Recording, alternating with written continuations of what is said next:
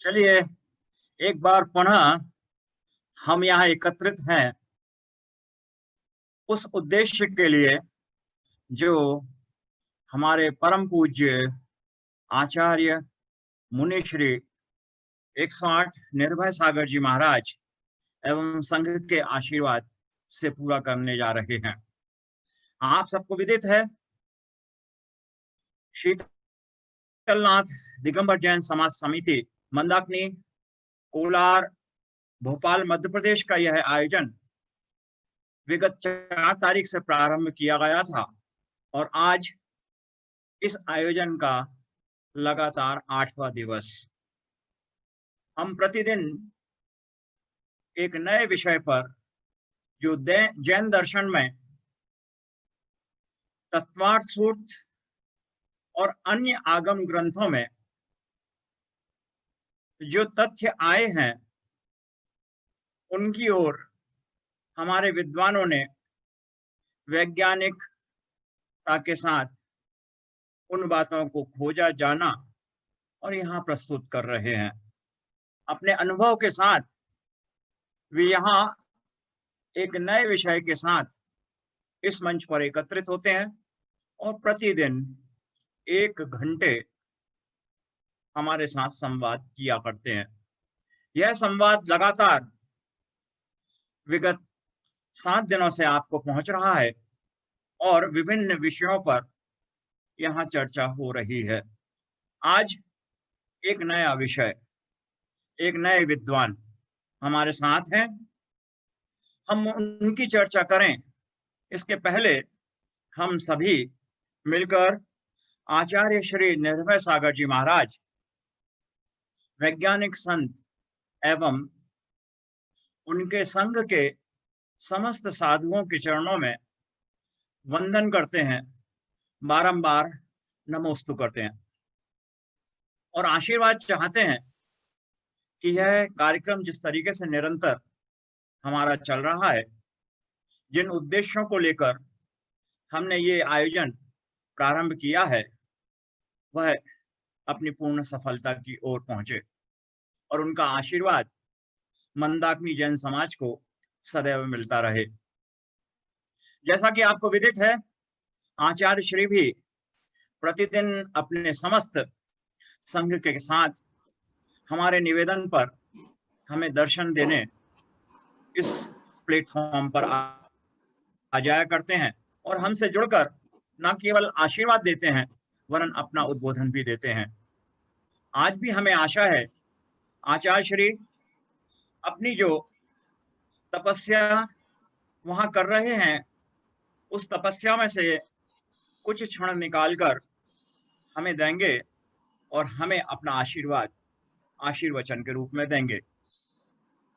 जैसा कि आपको विदित है, आज मंगलवार का दिवस 8 तारीख एक नए विद्वान डॉक्टर सुशील चंद्र मैनपुरी पंडित जी, सबको विदित है कि मंदाकिनी जैन समाज में वर्ष 2018 में आयोजित इसी तरह के एक कार्यक्रम में हमारे साथ शामिल हो चुके हैं और पूरे समाज का उन्होंने दिल जिस तरीके से जीता था, एक बार पुनः वह अवसर आ गया है और हम आज श्रवण कर पाएंगे डॉक्टर सुशील चंद्र जैन जो मैनपुरी से हमारे साथ जुड़े हैं, उनके अनुभव और उनके द्वारा जो पारिवारिक दैनिकचर्या जैन दर्शन और चिकित्सा विज्ञान के संबंध में है, वह आज अपने अनुभव से हमें बताएंगे। साथियों, आयोजकों की एक जिम्मेदारी और होती है, वह यह है कि इस मंच पर जितने लोग आ रहे हैं उनसे हम आपको परिचित कराएं। लेकिन दिक्कत ये हो जाती है कि जब हम अपने विद्वानों से निवेदन करते हैं कि वे हमें अपने बारे में कुछ ऐसी चीजें पहुंचा दें जिससे हम दर्शकों से साझा कर सकें, लेकिन अनेक विद्वान यह कहकर बच लेते हैं कि यहाँ जैन दर्शन की चर्चा होनी चाहिए, किसी व्यक्ति विशेष की नहीं। लेकिन आयोजन की एक बहुत बड़ी कमी हो जाती है जब हम अपने दर्शकों और श्रोताओं को उनका संपूर्ण व्यक्तित्व सामने नहीं रख पाते। यह इसलिए भी ज़रूरी होता है ताकि हमारे अन्य दर्शक उनसे प्रेरणा लेकर आगे बढ़ सकें। डॉक्टर सुशील चंद्र जैन से भी मैंने जब ये निवेदन किया तो उनका यही था कहना कि परिचय की ऐसी कोई खास ज़रूरत नहीं है। आपने मुझे अवसर दिया है, इतना ही पर्याप्त है और आपका पूरा समाज हम जानता है और नाम काफ़ी है। मैं यह बात मानते हुए भी कि वह नाम अपने आप में ऐसा है कि परिचय का मोहताज नहीं है। लेकिन फिर भी मैंने उनसे चर्चा करके, उनके समाज से चर्चा करके, मित्रों से चर्चा करके और यहाँ-वहाँ से कुछ जानकारी उनके संबंध में जुटाई है, जो मैं यहाँ दर्शकों और श्रोताओं को उनके व्यक्तित्व के संबंध में कुछ चंद बातें रखना चाहता हूँ, जो मैंने यहाँ-वहाँ से एकत्रित की हैं। कई बार फ़ोन पर वार्तालाप करके स्वयं मैंने पंडित जी से ये कुछ चीज़ें जानी हैं। उसमें से जो बातें निकल कर सामने आई हैं, वो मुख्य रूप से मैं आपके साथ साझा कर रहा हूँ। डॉक्टर सुशील चंद्र जैन पेशे से चिकित्सक हैं।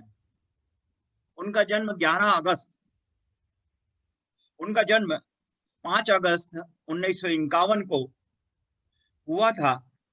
स्वर्गीय श्री सतीश चंद्र जैन एवं स्वर्गीय माता श्री मनोरमा देवी के घर में। हरियाली तीज का वह दिन था और यह वह कक्ष था जहां पर लाला राम जी शास्त्री के उस कक्ष में जहां उन्होंने अनेक ग्रंथों की टीका की थी, वह पवित्र कक्ष में उनका जन्म हुआ।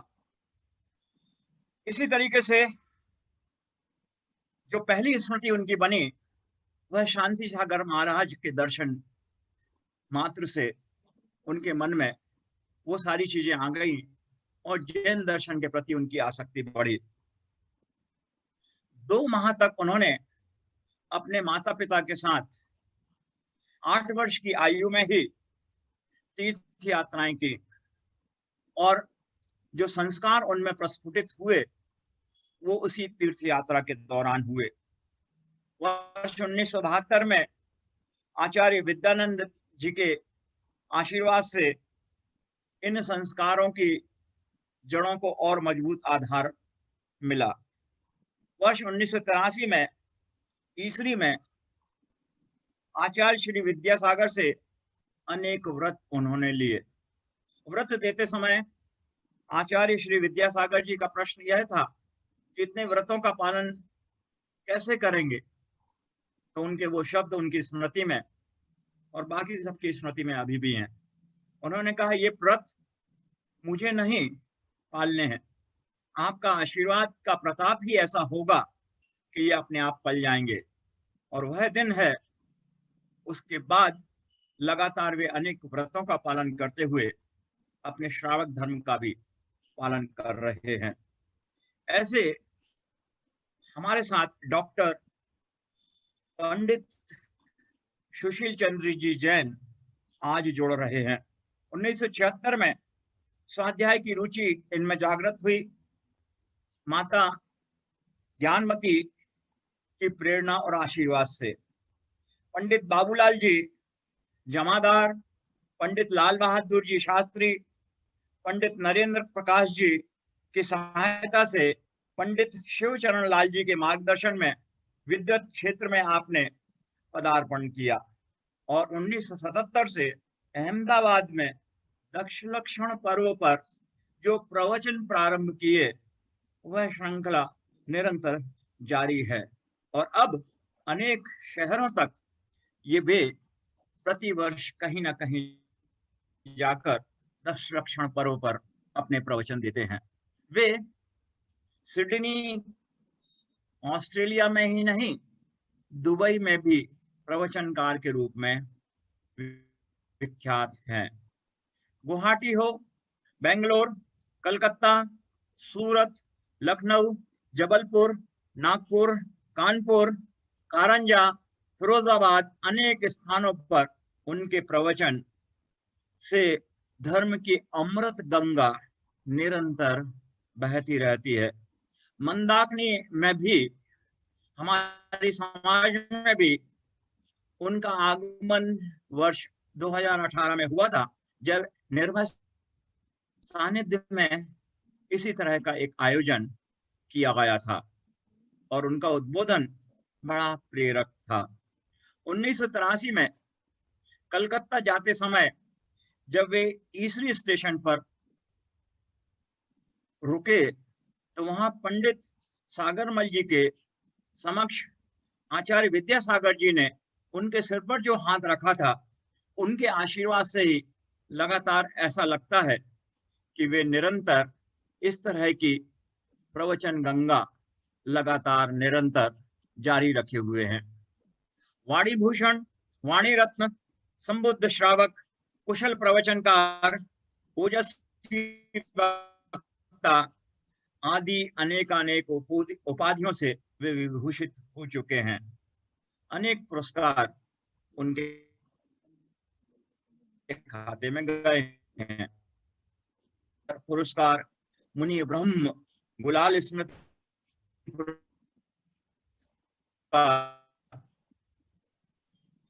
सुरभा, जम्बूदीप आदि अनेक स्थानों से उन्हें सम्मानित किया जाता रहा है और अनेक पुरस्कार उन्होंने अर्जित किए हैं।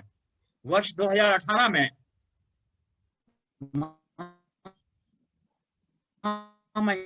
चुके हैं और श्री वजूभाई ने उन्हें सम्मान भारती पुरस्कार की स्थापना की। 11,111 रुपए की राशि प्रति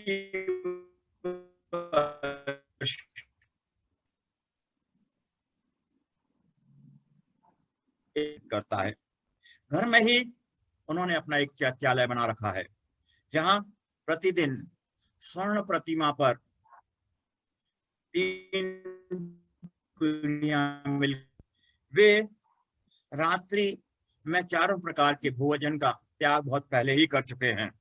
बाजार की चीजों का त्याग उनका है ही। माह में अभी भी वे 8 दिन पूर्ण एकासन रखते हैं, जिसमें दूसरे टाइम भी वे जल ग्रहण नहीं करते। सिर्फ एकासन के आधार पर ही वे अपनी पूरी दिनचर्या व्यतीत करते हैं। 6 बार वे 35 से 50 लोगों को विभिन्न तीर्थ यात्राएं निःशुल्क करवा चुके हैं। 2018 में बाहुबली की महामस्ताभिषेक में स्कूल के 35 बच्चों को वे ले गए, वहां की यात्रा कराई, वहां की ही नहीं पूरे दक्षिण भारत की यात्रा कराई और उन्होंने प्रतिदिन उन बच्चों के साथ स्वयं मिलकर अभिषेक पूजन प्रतिदिन किया। अनेक साधु साध्वियों के निरंतर संपर्क में रहकर उनकी एकमात्र इच्छा अब यह है कि वे मुनि पद धारण करके उत्कृष्ट चरित्र का पालन करते हुए संलेखना पूर्वक समाधि मरण करें। ऐसा व्यक्तित्व जिसका कृतित्व इतना विशाल आज इस मंच पर हमारे साथ उपस्थित है और अपने अनुभवों का और अपनी कुशल व्याख्यानों के लिए जाने जाने वाले शब्दों से वे आज इस सभा को संचित से निवेदन करता हूं कि कृपया वे अपना उद्बोधन अब प्रारंभ करें। पंडित डॉक्टर सुशील चंद्र जी। मेरा वीडियो बंद है जैन। मुकेश जी, मेरा वीडियो बंद है वहां से। मैं चालू कर रहा हूं पंडित जी, आप देखिए हुआ स्टार्ट। पर लिख के आप कर लीजिए एक बार फिर से। हाँ पंडित जी, थोड़ा सा कैमरा ऊपर करिए, फोकस करिए, आपका चेहरा पूरा दिखेगा। हाँ पंडित जी एकदम ठीक है। पंडित जी प्रणाम। हाँ हाँ पंडित जी। तुम नाथ शीतल करहो शीतल मोय भव की तापुसे, मैं जजो युग पद जोर करमु काज सरसी आपुसे। मंदाकिनी के शीतलनाथ भगवान को यही परोक्ष नमोस्तु करते हुए दमोह में चातुर्मास कर रहे परम पूज्य आचार्य श्री निर्भय सागर जी महाराज के चरणों में विनम्र नमोस्तु करता हूँ। पूरे संघ को नमोस्तु करता हूँ। मैं मंदाकिनी मंदिर की समिति और विशेष तौर पर श्री मुकेश जी और उनके सहयोगी और संजय भाई का आभारी हूँ कि इस वेबिनार मीटिंग में उन्होंने मुझे भी शामिल किया और अपनी बात रखने की कोशिश की। जैसा कि आज मेरा विषय है जैन परिचर्या, नित्य प्रत पारिवारिक परिचर्या, विज्ञान और जैन दर्शन की दृष्टि। दो शब्द हैं, ज्ञान और विज्ञान। मोटे तौर पर देखें तो सामान्य लगता है कि एक ही बात है ज्ञान और विज्ञान, लेकिन जब दो शब्द हैं तो उनमें अंतर तो निश्चित रूप से स्पष्ट है। ज्ञान के साथ भी और उपसर्ग जोड़ दें तो विज्ञान शब्द बनता है। और विशिष्ट का इस भी का अर्थ है, जो आज की विज्ञान की हम दृष्टि से देखें, प्रैक्टिकल दर्शन की दृष्टि से जैसे कहें चारित्र, अपने जीवन में उतारना। दो शब्द हैं। अंग्रेजी की दृष्टि से देखें तो नॉलेज और एक्सपीरियंस। नॉलेज होना अलग बात है, लेकिन एक्सपीरियंस होना अलग बात है। और किसी शब्द की नॉलेज करने के बाद जब कोई व्यक्ति उसे अपने जीवन में घटित करता है, उसका अभ्यास लेता है, उसको उतारता है, तो वो एक्सपीरियंस बन जाता है। और उस एक्सपीरियंस से जो अनुभव होता है वो बात अलग है। आत्मा की बात अलग है, लेकिन आत्मा का अनुभव अलग बात है। इसी प्रकार प्रत्येक किसी बात को भी लेना, उसका ज्ञान कर लेना अलग बात है, लेकिन जब तक वो चीज चारित्र में नहीं उतरती, आचरण में नहीं उतरती, तब तक वो विज्ञान की परिप्रेक्ष्य में कसौटी नहीं बैठती। इसीलिए अपने आचार्यों ने सम्यक ज्ञान के साथ साथ वीतराग विज्ञान शब्द का भी प्रयोग किया। मंगल में मंगलकरण वीतराग विज्ञान, या तीन भुवन में सार वीतराग विज्ञान था। सम्यक ज्ञान अलग था। तीर्थंकर मत ज्ञान, श्रुति ज्ञान, अवधि ज्ञान के धारी, दीक्षा ली तो मनपर्य ज्ञान के धारी भी हो गए।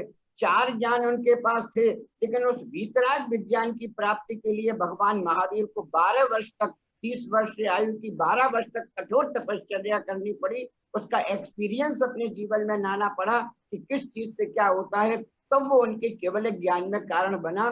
इसलिए हम इन चीजों को, इन बातों को अपने जीवन में लाएं। हम थोड़ी अपनी दैनिक दिनचर्या पे देखते हैं और इसे देखते हैं कि आधुनिक परिप्रेक्ष्य में ये किस रूप से सहायक है। पहले तो एक बात बहुत समझ लें, धर्म में कहा दर्शन सबसे पहले है।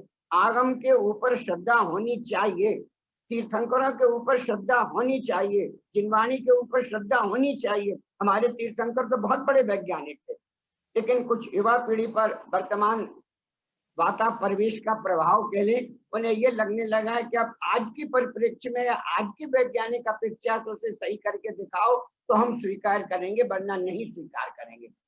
जैन दर्शन की हर चीज पूर्ण वैज्ञानिक है। आज इस 45 मिनट की अपेक्षा अवधि में हम थोड़े चीजों को देखेंगे, अपनी दिनचर्या को देखें। और दिनचर्या जहाँ शुरू होती है, एक कविता आपने अपनी प्राइमरी क्लास में पढ़ी होगी, early to bed and early to rise makes a child healthy, wealthy and wise। हमने इस कविता को ज्ञान में तो खूब ले लिया, खूब अच्छी तरह याद है, लेकिन हम इसे पालन नहीं कर रहे पूरी तरीके से। और जब अर्ली टू बेड तभी हो सकता है, अर्ली टू राइज तभी होगा जब पहले की बात अर्ली टू बेड, अगर हम जल्दी सोएं तो जल्दी उठेंगे। लेकिन आजकल के बच्चों की क्या, रात को 12-12, 1-1-2 बजे तक जागते हैं और फिर सुबह 6-7-8 बजे तक सो के उठते हैं। इसका दुष्प्रभाव कितना हो रहा है। मैं थोड़ा वैज्ञानिक परिप्रेक्ष्य में अपने यहाँ तो काम 4-5 के बीच में उठ जाना चाहिए, उसे ब्रह्म मुहूर्त की संज्ञा दी। और इस ब्रह्म मुहूर्त को जिन्होंने स्वाध्याय किया है, देखें दर्शनावर्णी कर्म में 5 प्रकृतियां हैं निद्रा से संबंधित। निद्रा, निद्रा निद्रा, पिछला पिछला पिछला, स्त्यान ग्रंथि। आचार्यों ने लिखा सुबह 4 बजे से 6 बजे तक जो व्यक्ति सोता है, उससे जो दर्शनावर्णी कर्म प्रकृति का बंध पड़ता है, वो सबसे ज्यादा स्त्यान ग्रंथि में जाता है। और ये स्त्यान ग्रंथि सबसे बड़ी घातक प्रकृति है दर्शनावर्णी की। इसलिए आगम तो ये कहता है नहीं सोना चाहिए। जैनेतर ग्रंथों ने लिखा जो सूर्य उदय से पहले उठता है वो देवता के समान है, जो सूर्योदय के समय उठता है वह मनुष्य के समान है, और जो सूर्योदय के बाद उठता है वो राक्षस के समान है। ये जैनेतर ग्रंथों ने कहा। अब विज्ञान क्या कहता है, हम 2-3 बातों पे जरा देखेंगे। आज किसी के भी आप सर्वे कर लो, अगर विटामिन डी का आप टेस्ट कराओ, मैं प्रैक्टिस में अपने क्लिनिक पे देखता हूँ लगभग 70% लोगों में विटामिन डी की डेफिशिएंसी है, जो कि 5-10 वर्ष पूर्व नहीं होती थी। कभी टेस्ट भी नहीं कराना पड़ता था विटामिन डी का। लेकिन ये साल 2-4 साल से ये प्रवृत्ति पड़ी जब डॉक्टर्स को विटामिन डी का टेस्ट कराना पड़ता है। और विटामिन डी की डेफिशिएंसी 70% से अधिक लोगों में है। और अगर मेडिकल साइंस की दृष्टि से देखें तो शरीर में विटामिन डी बनने का सबसे बड़ा अगर कारण है तो उगते हुए सूरज को देखना। जितनी देर सूरज का गोला लाल रहता है, अगर उतनी देर अपन 10-15 मिनट केवल सूरज के सामने खड़े हो जाएं तो 24 घंटे के लिए हमारी विटामिन डी की डेफिशिएंसी पूरी हो सकती है। लेकिन हम उसे नहीं करते। हफ्ते में एक बार कैल्सिरॉल का पैकेट दूध में घोल के खाने के लिए तैयार हैं, लेकिन 15 मिनट को उठ ही नहीं रहे सुबह। एक दूसरा हम और इसी परिप्रेक्ष्य में देखें, कैलिफोर्निया यूनिवर्सिटी ने हार्ट पेशेंट्स के ऊपर सर्वे किया और 1000 पेशेंट्स में सर्वे करने के बाद उन्होंने ये निकाला कि 30% रोगियों की मृत्यु सुबह 4 से 6 के बीच में हुई। 70% बाकी 22 घंटे में और 30% केवल इन 2 घंटों में। उनके ऊपर इन वैज्ञानिकों ने जब उस पर और रिसर्च किया कि आखिर ऐसा क्यों होता है, उन पेशेंट्स की लाइफ हिस्ट्री ली गई, उनके मकान की हिस्ट्री देखी गई। उसमें यह देखा गया कि ये सारे पेशेंट्स अपने कमरे में कमरा बंद करके, खिड़कियां भी बंद करके, वेंटिलेटर भी बंद करके, दरवाजा भी बंद करके रात को सोते हैं। और रात में जो से पता है कि कार्बन डाइऑक्साइड सांस लेने में बाहर निकलती है, उस बंद कमरे में कार्बन डाइऑक्साइड की मात्रा इतनी अधिक हो जाती है कि वो सुबह के समय तक पूरा रात 10 घंटे सोने के बाद कमरे में ऑक्सीजन की उपलब्धि इतनी कम हो जाती है कि कोरोनरी आर्टरीज को पूरी ऑक्सीजन नहीं मिलती और वो हार्ट को ऑक्सीजन सप्लाई नहीं कर पाता, इसलिए हार्ट अटैक हो जाता है। ये कैलिफोर्निया यूनिवर्सिटी की रिपोर्ट है। तो उन्होंने ये प्रेरणा दी कि पहले तो आप कम से कम वेंटिलेटर खोल के सोइए, पूरा नहीं तो एक खिड़की खोल के सोइए। और इतना भी नहीं कर सकते तो आप अपने जीवन में प्रैक्टिकल डालिए। मैं डालता हूँ, मैं रोज नियमित 4-4:30 के बीच में उठता हूँ और आप भी ये काम करिए। उठने के बाद सबसे पहले कमरे की खिड़की खोलिए, एक बार कमरे का दरवाजा भी पूरा 5 मिनट के लिए खोल दीजिए, जिससे रात भर में जितनी कार्बन डाइऑक्साइड उस बंद कमरे में इकट्ठी हुई वो गेट खोलते ही कार्बन डाइऑक्साइड बाहर निकल जाए और ऑक्सीजन फिर अंदर आ जाए। इसलिए वैज्ञानिक कहते हैं कि इस अर्ली स्टेज में अपने को ऑक्सीजन परिपूर्णता करना या कार्बन डाइऑक्साइड से बचाना या हार्ट अटैक से बचा लेना या विटामिन डी की डेफिशिएंसी सारी पूरी करना, अगर सारा का कोरिलेशन देखें तो एक जवाब है जल्दी उठें, जल्दी उठें, जल्दी उठें।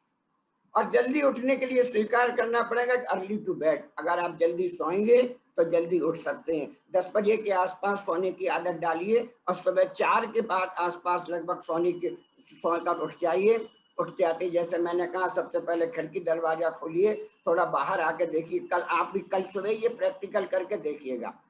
आप रोज कमरे में रहते हैं, कल आप 4:30-5 बजे उठें और अपना कमरा खोल के आप अपनी मकान की बाहर बालकनी में आ जाएं या बाहर जहाँ खुला हो वहां आ जाएं और महसूस करें कि आपके फेफड़े, आपका मस्तिष्क, आपका शरीर कितना रिलैक्स महसूस करता है। क्योंकि आज मकान सब तरफ से बंद है, 3 तरफ से तो दीवारें ही है, तो आने का सवाल ही नहीं। एक तरफ से थोड़ा बहुत हवा आ रही है और उससे भी अपन ने दरवाजे, जाले, खिड़कियां सब बंद कर ली तो निश्चित रूप से मकान में ऑक्सीजन घटती है। इसलिए जब आप बाहर आते हैं तो बॉडी इतना रिलैक्स शुरू करती है। बहुत से पेशेंट्स मेरे पास क्लिनिक पे आते हैं, ब्लड टेस्ट कराओ सब नॉर्मल निकलता है, डॉक्टर साहब पैर बहुत दुखते रहते हैं, कमर में बहुत दर्द है, किसी काम में मन नहीं लगता, सुबह जग तो जाते हैं लेकिन उठा ही नहीं जाता, सिर बहुत भारी रहता है, क्या करें? सारे करने के बाद ये निकाले, अगर कोई पेशेंट या आप इतना महसूस कर रहे हैं तो आप निश्चित कर लें कि इसका मूल कारण है आपके शरीर में ऑक्सीजन की कमी, क्योंकि ब्लड में जो आरबीसी होती हैं वो आरबीसी मेन रूप से ऑक्सीजन को लेती हैं। अगर जैसे ऑक्सीजन नहीं मिलती तो परेशानी होती है। मैंने जब इसे आगम के परिप्रेक्ष्य में देखा, मैं एक बार आपको और याद दिलाना चाहूंगा जो कि हमारे यहाँ छूटती जा रही है। भद्रभाऊ संहिता में आचार्य भद्रभाऊ स्वामी से किसी ने प्रश्न किया भव्य कौन है, और आचार्य भद्रभाऊ स्वामी ने एक बड़ा अच्छा उत्तर दिया, जो दिन में 18 बार कायोत्सर्ग करता है वो भव्य है।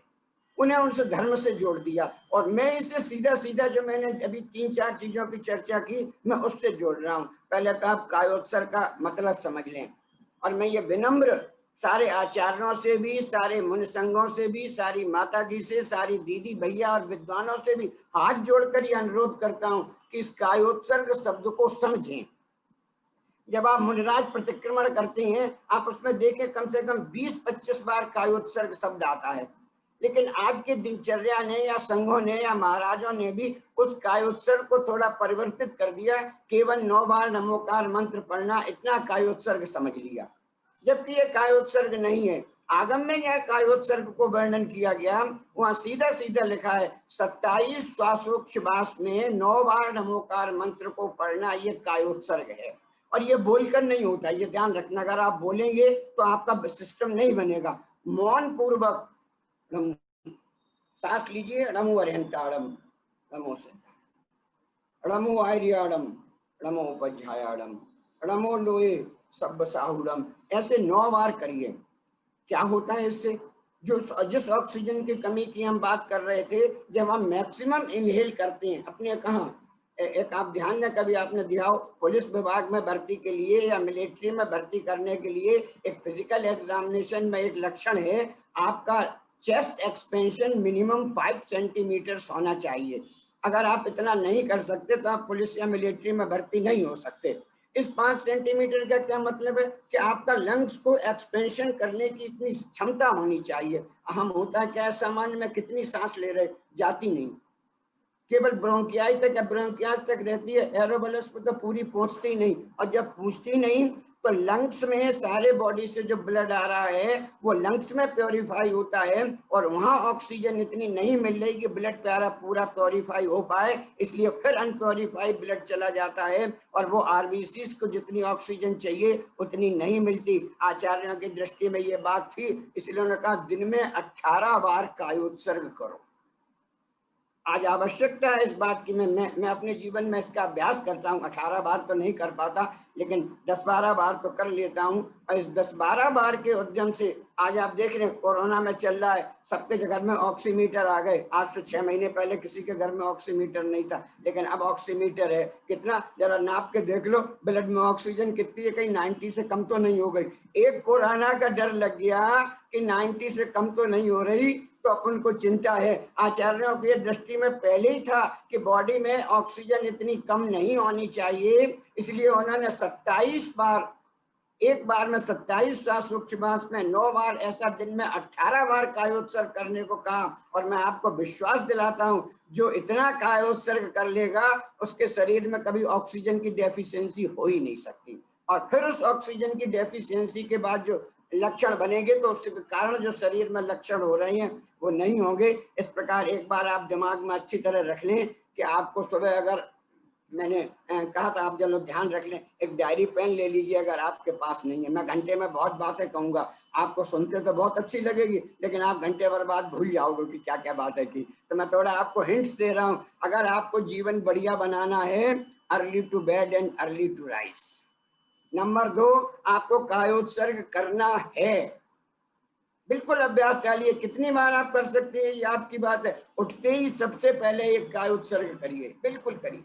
सोने से पहले और सोने के बाद, सोने जाए तो कायोत्सर्ग करके सोए, सोकर उठे तो कायोत्सर्ग करें, मंदिर में या अपने भगवान के कक्ष में घर में जाए तो कायोत्सर्ग करें, खाना खाने बैठे तो कायोत्सर्ग करें, खाना खा के उठे तो कायोत्सर्ग करें, पढ़ने बैठे तो कायोत्सर्ग करें, दुकान खोलें तो कायोत्सर्ग करें, दुकान बंद करें। अब मैं वर्षा जी सुन रही है, रसोई में जाएं तो कायोत्सर्ग करें, और रसोई से निकले तो कायोत्सर्ग करें। कोई देखिए, बिल्कुल आचार्यों ने तो बिल्कुल साइंटिफिक मेथड था। उस समय लोग धर्मभीरु थे, विज्ञान उस समय था भी एक बार नहीं। फिर से बता दीजिए कायोत्सर्ग का तरीका, एक बार फिर से कायोत्सर्ग बता का दीजिए। तरीका 27 श्वासोच्छ्वास में लेना है, ये अपन मैक्सिमम इनहेल जितना कर सकते हैं, बोलना नहीं, मन में केवल सोचिए नमो अरिहंताड़ा, नमो सिद्धा, नमो आर्या, नमो उपाध्याय, नमो लोही, सब ये एक हो गया ऐसे।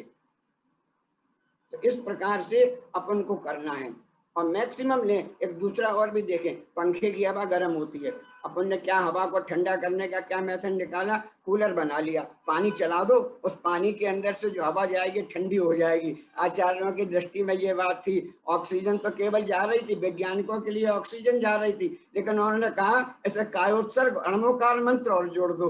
तो जिस प्रकार पानी के माध्यम से वो कूलर की हवा ठंडी हो जाती है, इस प्रकार इस नमोकार मंत्र का ध्यान करने से ऑक्सीजन जा रही है, वो ऑक्सीजन नमोकार मंत्र से ऑक्सीजनेटेड हो जाती है, और वो जब आरबीसी को और ब्लड को मिलती है तो शरीर को बहुत ज्यादा प्रभाव करती है। आप करके देखिए, मैं अपने जीवन का अनुभव बता रहा हूं। दूसरी बात पे आए, खाने संबंधी बहुत चर्चाएं आचार्यों ने की हैं और हमारा सिस्टम बहुत बिगड़ गया है। एक फिजियोलॉजी में प्रैक्टिकल किया गया लैब्स में, 10 कुत्तों के 2 ग्रुप बनाए गए।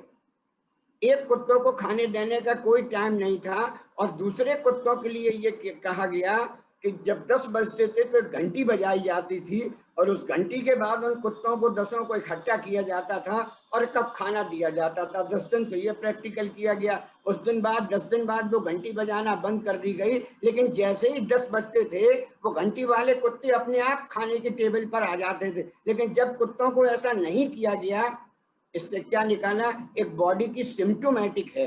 अगर अपन रोज 10 बजे खाना खाते हैं तो बॉडी अपने आप इस प्रकार से चेंज करती है या इस प्रकार की प्रतिक्रिया होती है कि हमें किस प्रकार या किस टाइम पर खाना खाना है। तो एक खाने में ध्यान रखिए, टाइम होना चाहिए। ये नहीं जब मन में आए तब खाने बैठ गए, जब मन में आए तब कैसे करके बैठ गए, ऐसा नहीं। खाने का अपना टाइमिंग बनाइए, ध्यान रखिए कितने बजे खाना है। और अगर वैज्ञानिकों ने कह दिया, साइंस की बात तो अलग है, सोने से 3 घंटा पहले खाना खाना चाहिए। अगर मैं 9-10 के बीच में सोने को कह रहा हूं तो शाम को दिन का भोजन अपने आप आपका हो जाएगा, रात्रि भोजन का त्याग करने की आवश्यकता ही नहीं पड़ेगी। एक दूसरी बात और क्या भी कहते, आज अब बताइए, आपने 3-4 महीने से किसी होटल में खाने गए, किसी रेस्टोरेंट में खाने गए, गवर्नमेंट ने बैन लगा दिया, गवर्नमेंट कोरोना नहीं हो जाए, गवर्नमेंट ने बैन एक कोरोना का था। आचार्यों को पता था कि बाहर की भोजन की शुद्धि उतनी नहीं है, बाहर के भोजन बनाने वाले उतने शुद्ध नहीं है, वहां उतनी हाइजीन नहीं पालन हो सकती। कोरोना के डर के मैंने तब लगाया, लेकिन जैनाचार्यों को पता था कि बाहर की भोजन की शुद्धि उतनी नहीं है, इसलिए उन्होंने कहा बाजार में नहीं खाना, बाजार का नहीं खाना। और जब से मुझे 1.5 साल हो गई, काफी नियम थे, 1.5 वर्ष से मैंने बिल्कुल बाजार का छोड़ दिया। मैनपुरी में रहते हुए बाजार का नहीं खाता। मैं अपने को इतना पेट और सब कुछ अच्छा महसूस होता है, आप थोड़े दिन करके देखो ना, करके देखो कि होता है कि 1 महीने करके देखो, नहीं हो जाए छोड़ देना, और अच्छा लगे तो पालन करते लेना, उसमें कोई दिक्कत की बात तो नहीं है। तो बाजार का नहीं खाना और बाजार में नहीं खाना, ये 4 महीने कोरोना ने आपको सिखा दिया है। आप ऐसे कंटिन्यू करें तो कोई दिक्कत नहीं आएगी। ये नहीं खाना, एक बार बैठकर खाना। क्या होता है, हम अपनी पत्नी से जरा जल्दी से थाली लगाना, ऑफिस का टाइम हो रहा है, फटाफट टाई बांध रहे, पेंट लगा रहे, कम लगा, बैग तैयार कर रहे, लैपटॉप और जरा खाना लगा देना, और जल्दी जल्दी से टेबल पर गए और भर लिया भर लिया भर लिया भर लिया। क्या कीर्ति जी, बिल्कुल मजा नहीं आता खाने में, सच्ची बात, बिल्कुल मजा नहीं आता। तो अपन ने क्या किया, आचार्यों की दृष्टि, कभी आपने महसूस किया जिस दिन आप चौके में आहार दो उस दिन आपको रूखा सूखा भी मिले, रसहीन भी मिले तो बड़ा अच्छा लगता है, खाने में बड़ा अच्छा लगता है। कभी महसूस किया नहीं? अब जब चौके नहीं कर तो कभी करके इतना अच्छा लगता है। वो ठंडा खाना, ठंडी दाल, बिना रस की भी दाल, बिना नमक, जो तो चल जाए, सारा का सारा हजम। क्यों? आपने कभी महसूस किया? फिजियोलॉजी इस बात को कह रही है, वो पहले ही बता रही थी। जब अपन खाने के बीच में रहते हैं, खाने की स्मेल मिल रही है, खाने को देख रहे हैं, खाने की गंध पहुंच रही है। कभी आपने देखा हो नींबू सामने रखा हो तो दांत खट्टे हो जाते हैं, और रसगुल्ला सामने रखा हो तो मुंह में मीठा मीठा, अरे अभी मुंह में रसगुल्ला गया थोड़ी, लेकिन मीठा होने लगा। नींबू मुंह में गया नहीं, लेकिन खट्टा।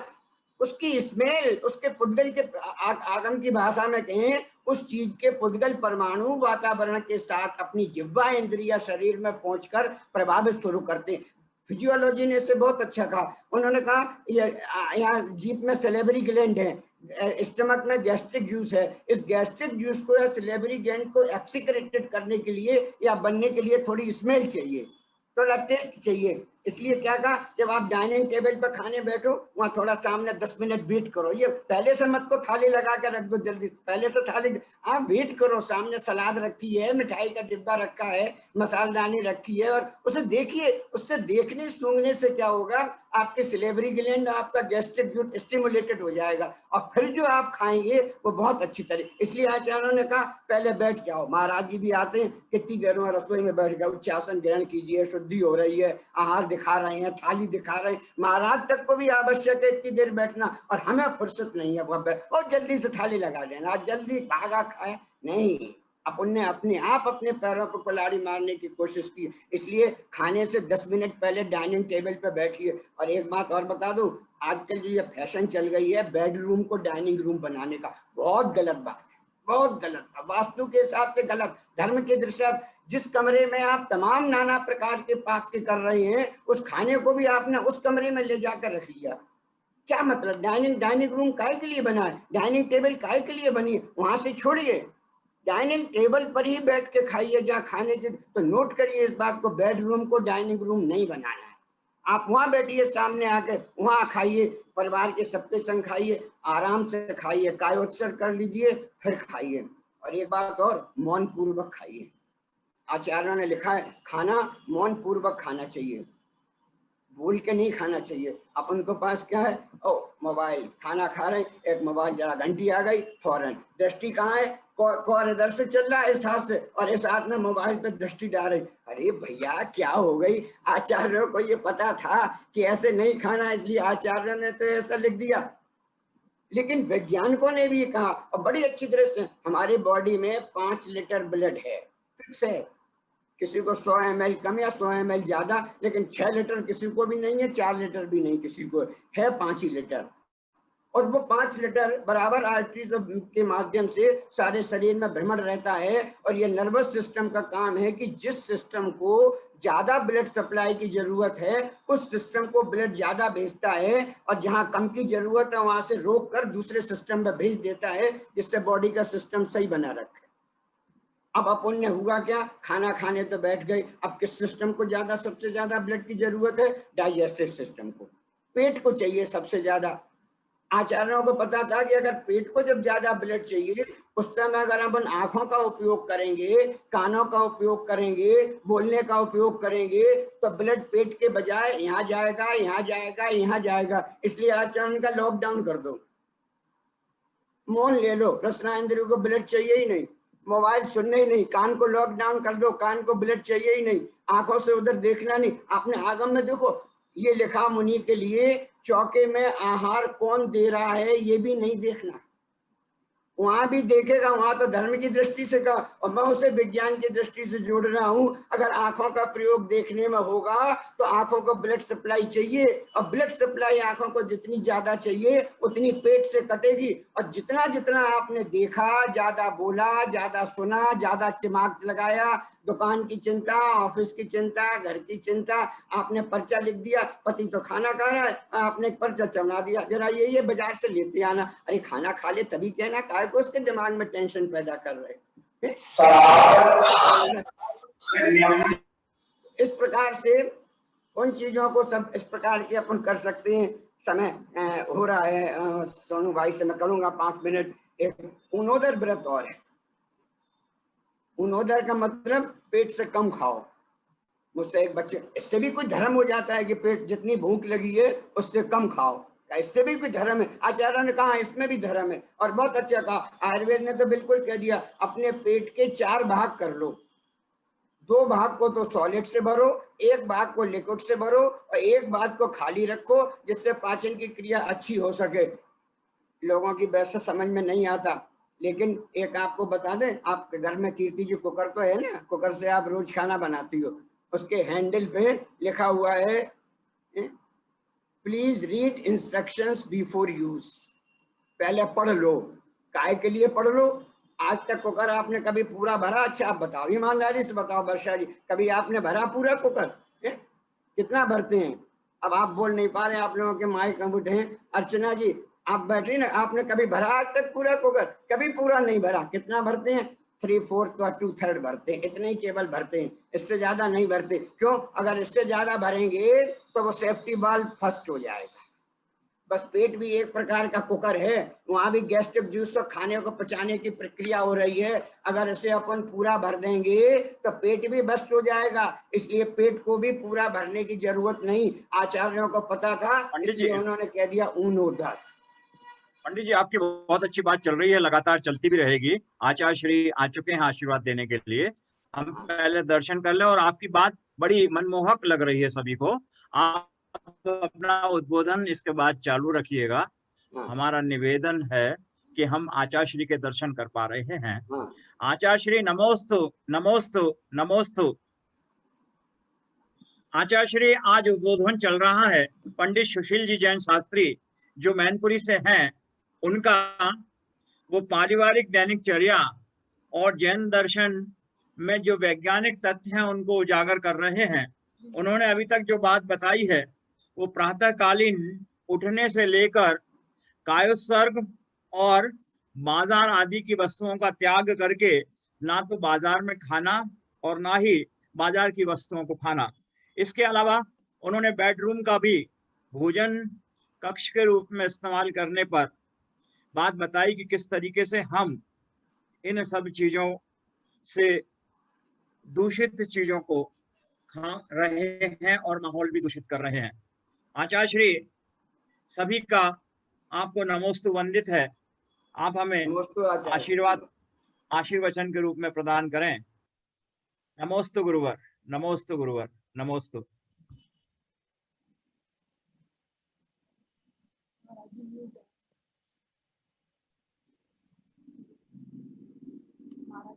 आशीष म्यूट करो, आशीष अनम्यूट करो।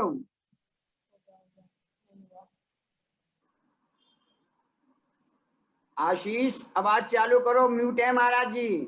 महाराज जी म्यूट है, अनम्यूट करो।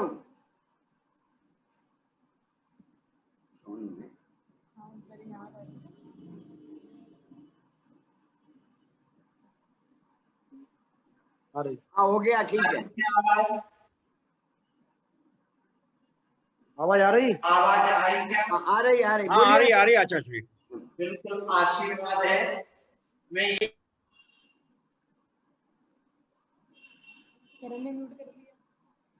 दोबारा म्यूट हो गया।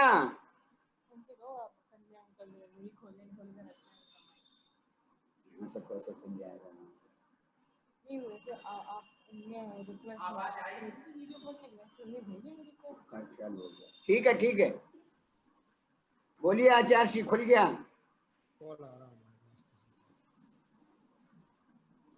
सुनाई दिया? आवाज आ रही? आ रही है, आवाज दूर से आ रही है आचार्य श्री, आप बोलिए। हाँ सुन पा रहे हैं हम लोग। सुनो, आज हमारे बीच में जो जैन विज्ञान संघ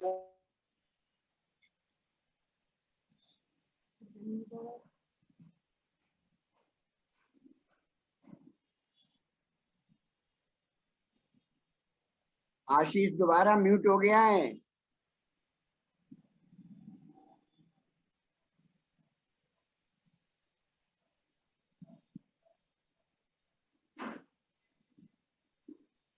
सोनू दोबारा म्यूट हो गया है।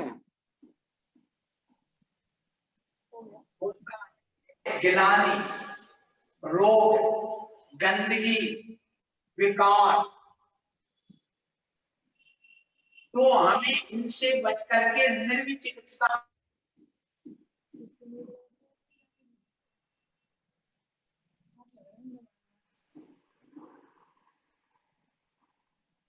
फिर म्यूट हो गया सोनू।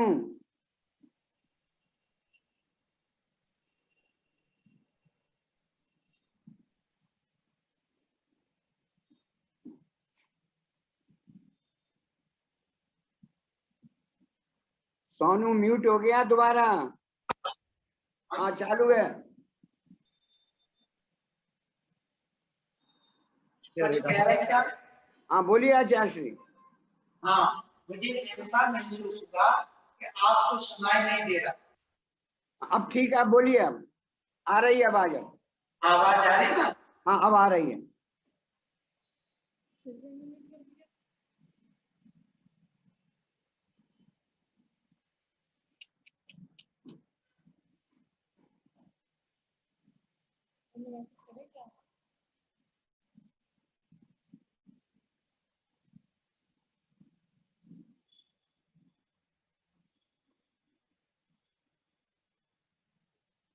आवाज आ रही क्या? हाँ आचार्य अब आ रही है। हाँ, मुझे ऐसा लगता है बार बार, इसलिए क्योंकि मैंने कभी ये कार्यक्रम तो किया नहीं, कभी बोला नहीं, ऐसा मोबाइल में पहली बार बोल रहा हूँ।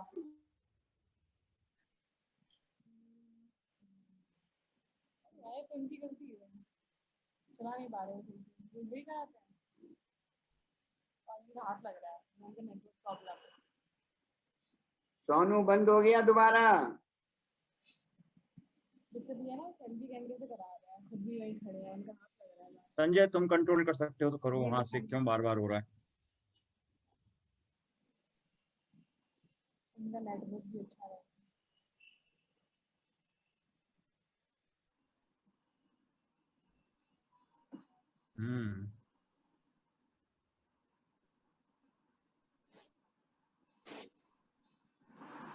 कंपनी का फोन आ रहा है बार बार आज।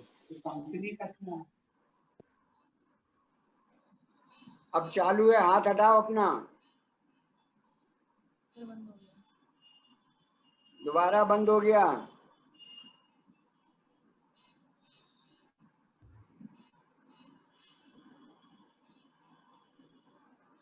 अभी भी बंद है।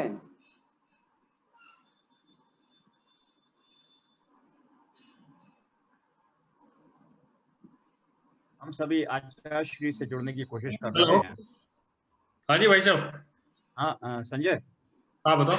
बार बार अनम्यूट क्यों हो रहा है? वो वहां से हाथ हटा लेते हैं, उसके बाद भी जो है ना म्यूट हो जाता है। तो उसका कंट्रोल तो देखो वहाँ उन्हीं के पास में है, डॉक्टर साहब के पास में, डॉक्टर सुशील जी हाँ के। वो अच्छा कौन अपना आशीष जैन जी का? हाँ आशीष जैन, आचार्य श्री जो दिख रहे हैं ना। हाँ हाँ, तो मैंने आपको कोस्ट बनाया हुआ था, आप हाँ मैं तो इनको मैं कर रहा हूँ कंट्रोल। अच्छा कोई बात आशीष जी नहीं। हटा लो, आप हाथ हटा लो अब। हाँ ठीक है एकदम। अब हो जाएगा, देखो अनम्यूट करवाना पड़ेगा। अब हो जाएगा। छोड़ दीजिए। हाँ आशीष जी ठीक है अब। अभी आशीष जी कर सकते हैं, और जितने भी पैनलिस्ट यहाँ पर है ना, सारे लोगों को प्रिविलेज मिल गई है, अपने हाथ से म्यूट और अनम्यूट कर सकते हैं। मैंने इसलिए किया हुआ था कि है ना, बीच में कई बार डिस्टरबेंस हो जाता है। अभी हाँ। आशीष को मैसेज देके आप सोनू अनम्यूट करो। ये आशीष वाला आप कर दें, संजय जी आप कर दें अनम्यूट आशीष वाला। अच्छा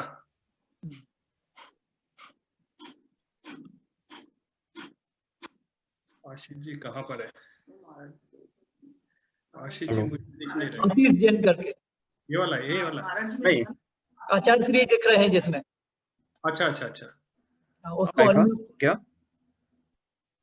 पता नहीं क्या बात है, क्यों नहीं हो अभी? रही है। हाँ हाँ तो वहीं से है, चलिए मैं यहाँ से तो सब क्लियर है। नहीं कुछ नहीं कर। ये कार्यक्रम चल रहा है, उनको लगाया। तो उन्हीं को आशीष जी अनम्यूट कर लीजिए अपने आप को। सुन रहे नहीं सुन रहे आप? आशीष अनम्यूट करें अपने आप को। हाँ ठीक है, अब हो गया। हाँ ठीक है। बाकी जितने पैनलिस्ट है ना सर, थोड़ा सा रिक्वेस्ट उन सभी से कि अपने आप को म्यूट कर लेंगे प्लीज। महाराज जी को मैं हाईलाइट कर देता हूँ। जी महाराज जी नमस्ते। हाँ सुनिए, जैन धर्म और चिकित्सा विज्ञान, पारिवारिक दिनचर्या, ये 3 चीजें आज हमारे लिए समझना है। इससे अपेक्षा से जब हम देखें तो चिकित्सा जो की जाती है वो चिकित्सा गिलानी रहित होकर के की जाती है। जो गिलानी से भरा हो, रोगी से गिलानी करने वाला कभी चिकित्सा नहीं कर सकता, और देश के प्रति नफरत रखने वाला सच्चा देशभक्त नहीं बन सकता। ये 2 चीजें हमेशा ध्यान रखें। पहला ये कि जो रोगी से गिलानी करेगा वह कभी चिकित्सा नहीं कर सकता। इसलिए हमारे आचार्यों ने निर्विचार चिकित्सा अंग रखा, सम्यक दृष्टि का एक अंग, और जो सम्यक दृष्टि के अंग से सहित हो जाता है वह रोगी कम बनता है।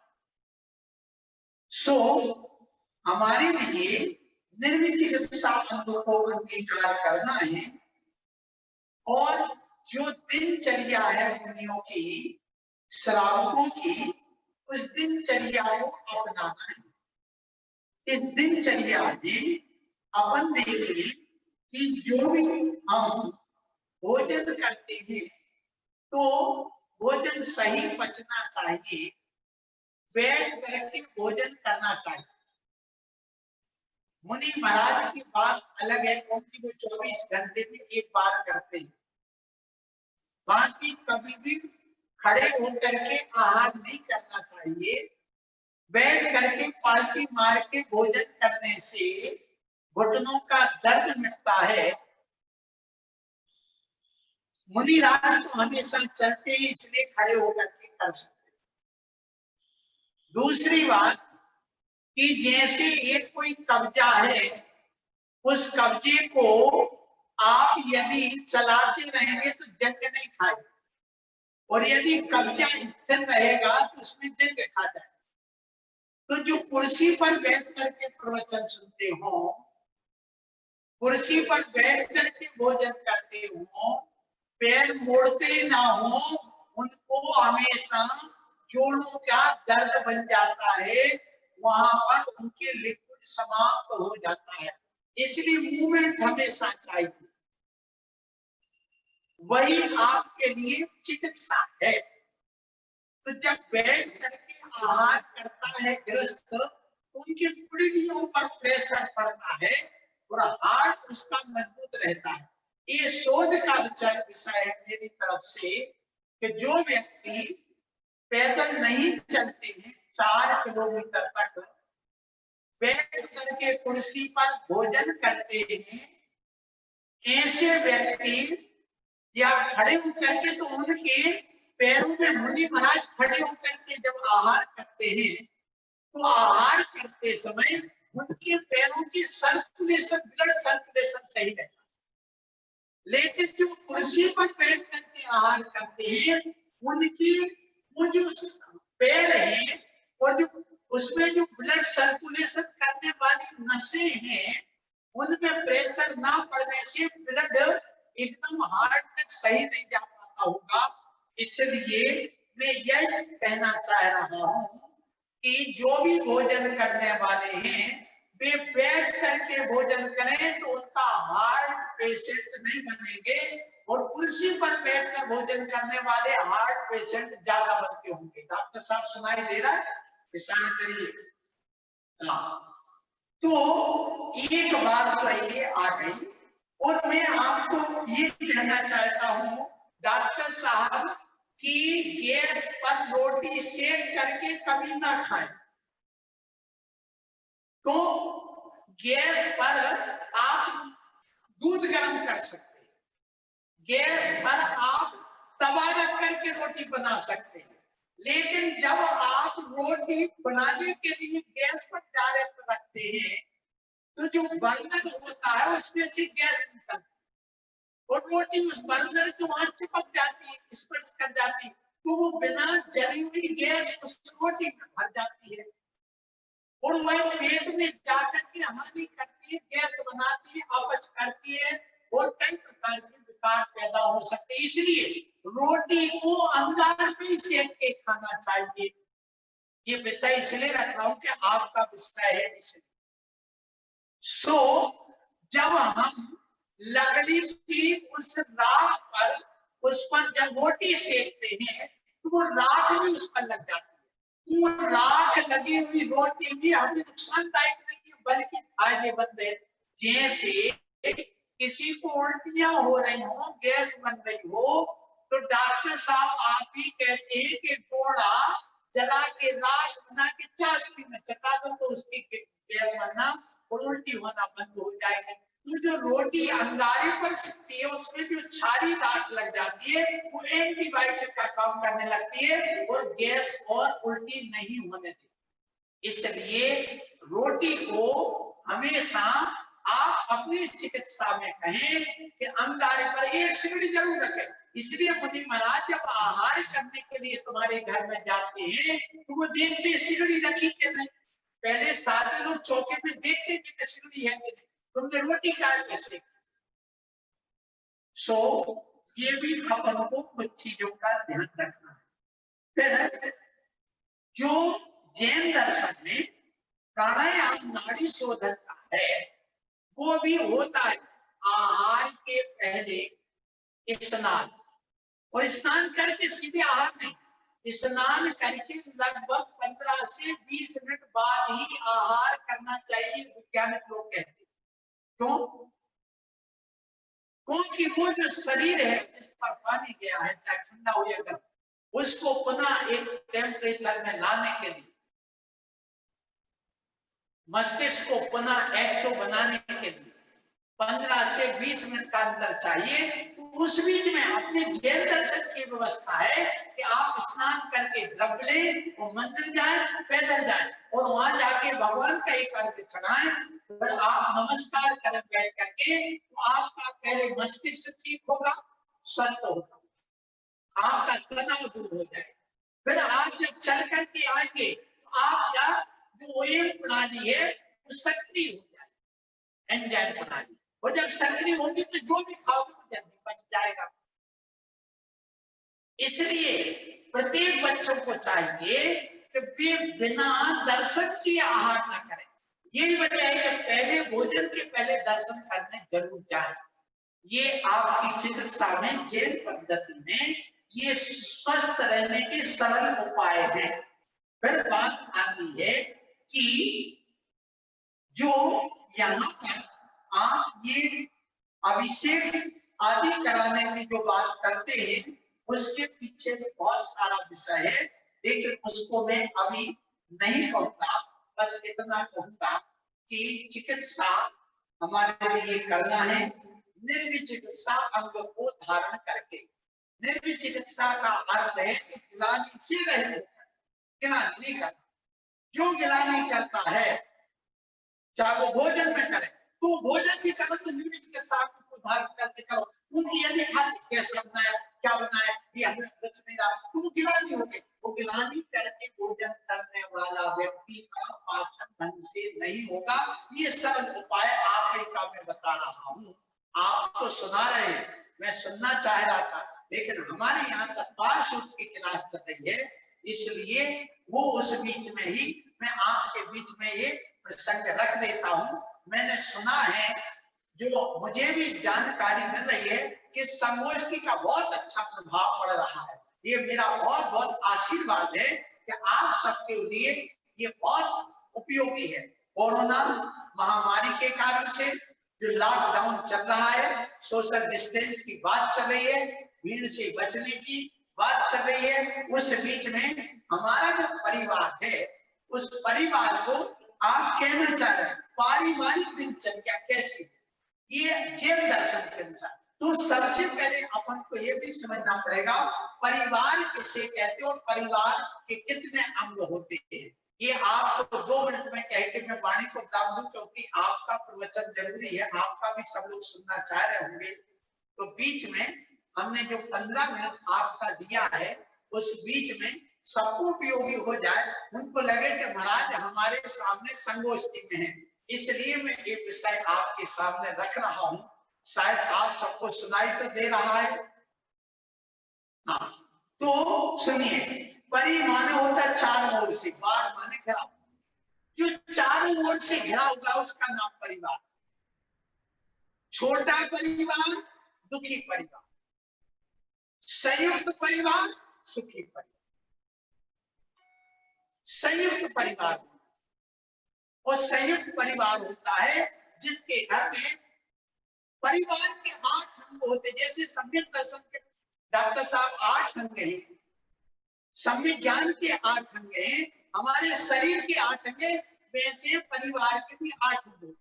जिस घर में परिवार में 8 अंग होते हैं उसमें कभी कोई ग्रह बाधा नहीं है। ये मैंने एक शोध किया है ज्योतिष को पढ़कर। और जिसके परिवार में 8 अंग होते हैं उसके घर में हमेशा महोत्सव बना रहता है,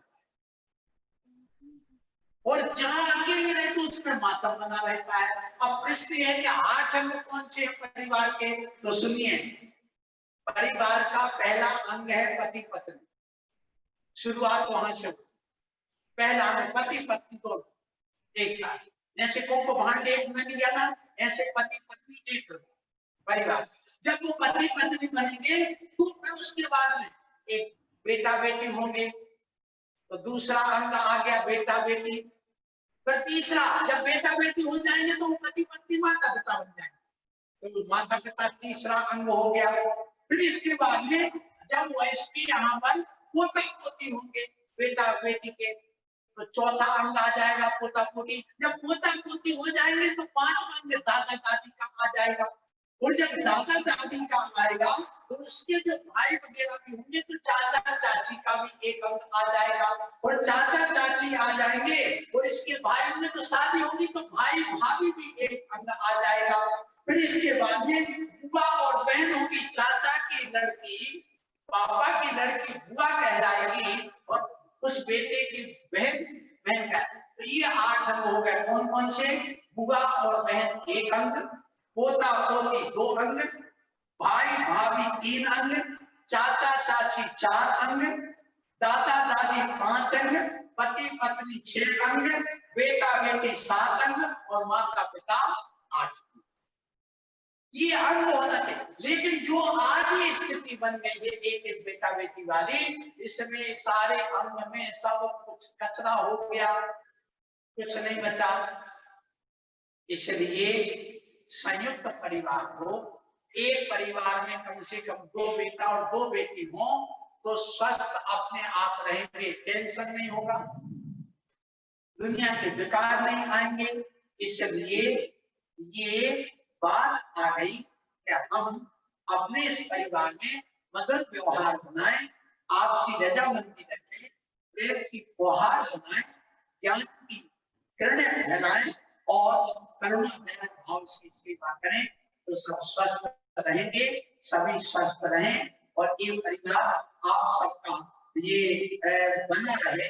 और ये जो संगोष्ठी हो रही है, इस संगोष्ठी में जो अपन ने पंकज जी का सुना, उसके पहले रखवाल जी का सुना, प्रियल सेठी जी का सुना है, और अशोक जी ग्वालियर का सुना है, और इसके अलावा आज सुशील जी का सुन रहे हैं। कल सुना महेंद्र जी हैं भोपाल वाले, शायद उनका आएगा।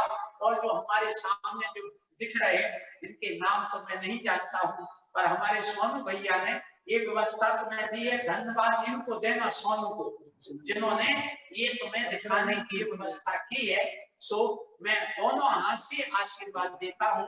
डॉक्टर साहब, आपकी जो शिक्षा, जो आपको जैन दर्शन के अनुसार जो दिनचर्या परिवार में स्वस्थ रहने का, चिकित्सा का जो आप ये कार्य कर रहे हैं, हम पहले सुन चुके हैं। आप चातुर्मास में आमंत्रित हैं, सब आए यहाँ पर। मैं भगवान से प्रार्थना करता हूँ कि ये सब स्वस्थ रहें, कोरोना रोग जल्दी मिटे, और सारे लोग यहीं पर संगोष्ठी करें, ये मेरा आशीर्वाद है। बोलो महावीर भगवान की जय। बोलो आचार्य निर्भय सागर जी महाराज की जय। नमोस्तु गुरुवर, नमोस्तु गुरुवर। ये हमारा सौभाग्य ही है कि हमारे निवेदन को आपने स्वीकार कर लिया और हम दर्शन पा रहे हैं, आपके संदेश को, आपके अमृत वचन को हम सुन पा रहे हैं। इस कोरोना संकट काल में भी आपके दर्शन मिलना वास्तव में हमारे लिए सौभाग्य की बात है। हम स्वयं उपस्थित होना चाहते हैं, आपके चरणों की वंदना करना चाहते हैं। सबकी भावना है जैसे ही सब कुछ ठीक होता है, हम चाहते हैं कि आपकी जो साधना वहां पर चल रही है वो हमारे आने से बाधित ना हो। जैसे ही सामान्य परिस्थितियां होती हैं, आपके दर्शन के लिए ये समिति आएगी, आपके चरणों में वंदना करेगी। आशीर्वाद दीजिए आचार्य श्री कि हम लोग शीघ्र अतिशीघ्र आप तक पहुंच सकें और आपकी चरण वंदना कर सकें। गुरुवर नमोस्तु, नमोस्तु। हम पूरे संघ के दर्शन करना चाहते हैं। आचार्य श्री यदि संभव हो, मुनि सभी वहां पर विराजमान है, आप सभी को विदित है दमोह में आचार्य श्री का चातुर्मास प्रारंभ हो गया है और अब पूरे संघ का आशीर्वाद हमें मिल रहा है। आचार्य श्री का आशीर्वाद हमारे साथ है। हाँ, आप दर्शन करा दो, फिर इसके बाद डॉक्टर साहब का अपना उद्बोधन यहाँ माइक लगा हुआ है। पूरे हॉल में कम से कम यहाँ 20 लोग बैठे हुए हैं डिस्टेंस बना करके, क्योंकि ये लगभग 20,000 स्क्वायर फीट में जगह है और यहाँ पर सोशल डिस्टेंस का इतना अच्छा सुविधा है। जैसे हमारे प्रधानमंत्री जी ने 200 लोगों को अपने उतने बड़े प्रांगण में बैठा दिया था, ऐसे यहाँ पर यदि 2-2 मीटर की चारों तरफ से कुर्सी रखें तो यहाँ पर लगभग 170 लोग बैठ सकते, इतना बड़ा प्रांगण है।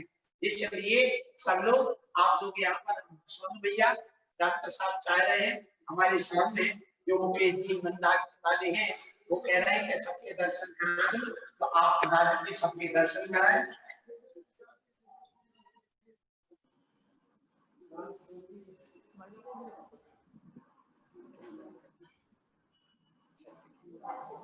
नमोस्तु गुरुवर, नमोस्तु गुरुवर, नमोस्तु नमोस्तु नमोस्तु नमोस्तु गुरुवर। यहाँ पर एक 5 नमोस्तु गुरुवर, नमोस्तु गुरुवर। आपकी दीक्षा तो हमारे समय में हुई थी वहां जब हमने देखी थी। नमोस्तु गुरुवर, नमोस्तु गुरुवर। आशीर्वाद मिलता रहे आपका। नमोस्तु गुरुवर, नमोस्तु गुरुवर, नमोस्तु गुरुवर, नमोस्तु नमोस्तु गुरुवर, नमोस्तु गुरुवर, नमोस्तु। और यहाँ नमोस्तु गुरुवर, नमोस्तु नमोस्तु नमोस्तु मर एक हमारे नमोस्तु गुरुवर, जो यहीं पर सुबह चातुर्मास कर रहे हैं, ये नमोस्तु गुरुवर। और ये नामी तो संघ में यहाँ पर एक छतरपुर वाले बता रहे हैं, ये भी हमारे साथ में काफी। बोलो आचार्य निर्भय सागर जी महाराज की जय। पंडित जी विराजमान है हमारे सुरेश संगीत और यहाँ पर ठीक है आशीष भैया।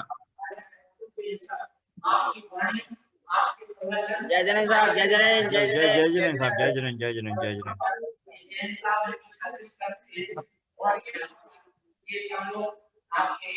जय जिनेन, जय जिनेन, जय जिनेन, जय जिनेन, जय जिनेन।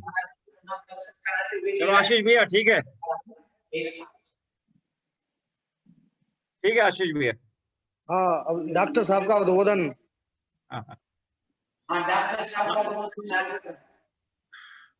डॉक्टर साहब की चर्चा चल रही थी पारिवारिक चर्या और जैन दर्शन एवं चिकित्सा विज्ञान की उपादेयता। प्रातःकालीन उठने से लेकर उन्होंने आहारचर्या की चर्चा करी। मैं चाहता हूं कि डॉक्टर सुशील जी अपना बहुत अच्छा वक्तव्य दे रहे थे, वे अपना वक्तव्य अब जारी रखें। डॉक्टर साहब लंदन से तनु ज्वाइन कर ली है। अच्छा अच्छा जी। आचार्य श्री आपकी भी एक परम भक्त लंदन में इस समय अपने जॉब के लिए है और बड़ी आकांक्षी है आपके दर्शन के लिए, उसे आशीर्वाद दे दीजिए। आचार्य श्री तनु, ये बच्ची हमारे परिवार की है, मंदाकिनी परिवार की है, डॉक्टर D.R. जैन साहब की बच्ची है और ये लंदन में है। आपके दर्शन की बड़ी आकांक्षी थी, वो निवेदन कर रही थी कि एक बार आचार्य श्री के दर्शन यदि मिल जाएं।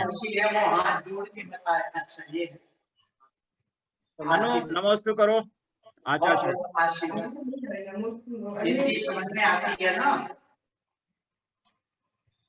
ये बच्चे लंदन में अभी है आचार्य, हाँ दिख रही है। और अपने धर्म का पालन करते हुए वहां पर विपरीत परिस्थितियों में भी अपना जीवन निर्वाह कर रही है।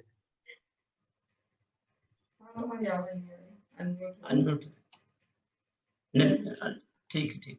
पंडित जी सुशील जी जैन शास्त्री हमें अपना मार्गदर्शन दे रहे थे, वे अपना मार्गदर्शन अब चालू रखें। 4:11 हो रहे हैं मुकेश जी, कितनी देर चलना है? आप अपना पूरा समय लीजिए, पंडित जी सब सुनना चाहते हैं आपको। पंडित डॉक्टर साहब हम तो सुन रहे हैं पूरा समय। पूज्य सुनाइए। चरणों में विनम्र नमोस्तु करता हुआ भोजन की बात चल रही थी। अपन कह रहे थे जब खाना तो मौन पूर्वक खाना, और जैसा अभी आचार्य श्री ने कहा बैठकर खाना। पंचों चारों अंदर इंद्रियों को निग्रह करके सारा उपयोग भोजन में ही रखना, तो आपकी पाचन शक्ति बहुत अच्छी रहेगी। अभी कोरोना की बात चलना है, पानी गर्म करके पीना हर जगह चल रहा है, सब समझ गया। पानी गर्म करके, गर्म पानी से गरारे करो, गर्म पानी की भाप ले लो, गर्म पानी हल्दी गर्म करके ले लो, सब गर्म गर्म चाहिए। और अपने यहाँ तो शुरू से ही आचार्यों ने कहा कोई भी मुनि महाराज ठंडा पानी इस्तेमाल नहीं करते, सारे महाराज गर्म पानी ही इस्तेमाल करते हैं। और आचार्यों ने पानी को शुद्ध करने की जो मर्यादा बताई वो यही कहा, छना पानी 48 मिनट, टीका वगैरह कुछ प्राशुक द्रव्य मिला के 6 घंटे, गर्म पानी की 12 घंटे, पानी की मर्यादा 24 घंटे। ये शुरू से ही अपने यहाँ वर्णित था। यानी अगर शुद्ध पानी ग्रहण करना है तो पानी को गर्म करके उबाल करके इस्तेमाल करें। ये वैज्ञानिकों ने भी पूरी तरह अच्छी तरीके से स्वीकार कर लिया है कि अगर कोरोना से बचने तो पानी गर्म करके ही इस्तेमाल करें। मैं इसमें एक बात आपको और थोड़ी प्रेरणा दे दूं, मैंने अपने अनुभव से किया। सुबह आप स्वयं एक भगोना पानी उबाल लीजिए और उबाल के अपने सामने जहां भी आपका जो घर में पूजा कक्ष हो या जहां आप करते हो, जो जाप पाठ करते हैं, कुछ नहीं कम से कम 1 नमोकार मंत्र की जाप और 1 भक्तांबर पाठ सामने भगोना पानी जो गर्म किया हुआ उसके सामने रख के पढ़ लीजिए। आपके मुंह से जो नमोकार मंत्र के शब्द या भक्तांबर के शब्द पौद्गलिक बरगणाएं निकलेंगी, वो पौद्गलिक शब्द बरगणाएं उस पानी को इतना अभिमंत्रित कर देंगी। और पानी गर्म पहले ही है, उस पानी को आप गर्म पी के विश्वास रखें कोई कोरोना, कोई वायरस, जीवाणु, विषाणु आपको प्रभावित करने वाला नहीं है। और इसका प्रमाण है कि इतने को हो गया लेकिन आज तक किसी मुनि महाराज को कोरोना नहीं हुआ। क्यों? पहले से ही गर्म पानी की मर्यादा थी। अपन ने उस बात को छोड़ दिया और कोरोना की बात आई। एक हम बात और कह दे, थोड़ा सा प्रयोग कर लीजिए, मैंने यहाँ बहुत प्रयोग किए, जरा सा ये प्रयोग है, कुछ ऐसे व्यवहारिक काम किया करिए, अपने आप सब घर में सही रहे। अपन भयभीत ज्यादा होते हैं, काम कम करते हैं। एक ऐसी ट्रे ले लीजिए छोटी सी, दिख रही है ना, इसमें कुछ 2 कपूर की टिक्की, ये बाजार में कपूर आता है, 2 टिक्कियां ऐसी कपूर की रख लीजिए, 8-10 लौंग डाल लीजिए, 1 जावित्री का फूल रख लीजिए और 5-7 छोटी इलायची रख लीजिए। छोटी इलायची, लौंग, कपूर और जावित्री, और ऐसी एक छोटी ट्रे लेके वही सब करके आप एक कमरे में एक रख दीजिए और एक साथ में। मंदिर नहीं है, मेरा तो सौभाग्य है, मेरे घर में चैत्यालय है, मुझे तो रोज उपलब्ध है। थोड़ा सा गंधोदक और शांति धारा का जल लेके ऐसे एक कटोरे में लेकर और हर कमरे में ऐसा रख लीजिए। मैं गारंटी देता हूँ 4 महीने में तो कोरोना मेरे घर में प्रयास कर नहीं सका, क्योंकि सब बाधक तत्व मौजूद हैं। और ऐसे ही करिए, कोई छोटा डिब्बा ले लीजिए, जो ये 4 चीजें बताई हमने आपको, कपूर, लौंग, जावित्री और इलायची, एक छोटी सी डिब्बी में ये भर लीजिए।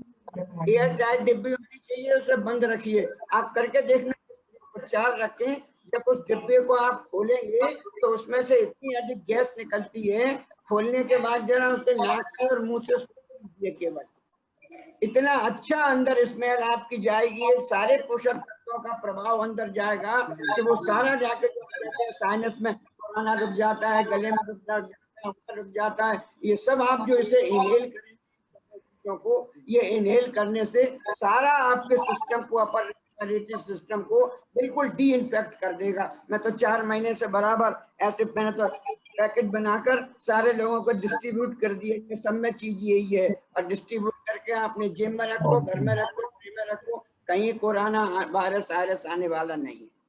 और एक और करते हैं, जब अपन क्रियाओं को भूल गए, सुबह जब अभिषेक शांति धारा करते हैं, उसमें सक्रियकरण की क्रिया करते हैं, उसमें 5 मंत्र बोलते हैं। ओम राम नमो अनंताणम पूर्व दिशात आगत विघ्नान निवारे रक्ष रक्ष रूम पट स्वाहा।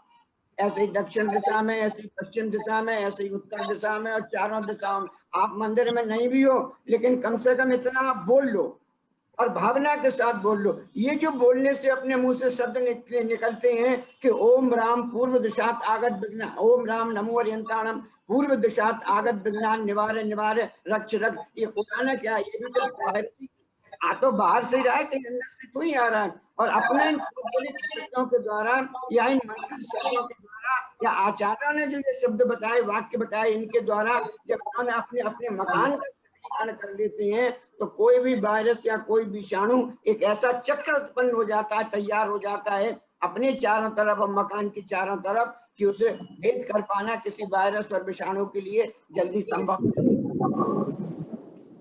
कर पाने के। एक आज अपन देख रहे हैं सोशल डिस्टेंसिंग की बात बहुत ज्यादा हो रही है, हाइजीन की बात बहुत ज्यादा हो रही है। अब लॉकडाउन में होने लगी तो इसे लोग कर रहे हैं, लेकिन अपने यहाँ तो सोशल डिस्टेंस और हाइजीन पहले ही, एक अपने यहाँ शब्द 16 चलता है, आपके बुंदेलखंड में तो बहुत चलता है 16 का।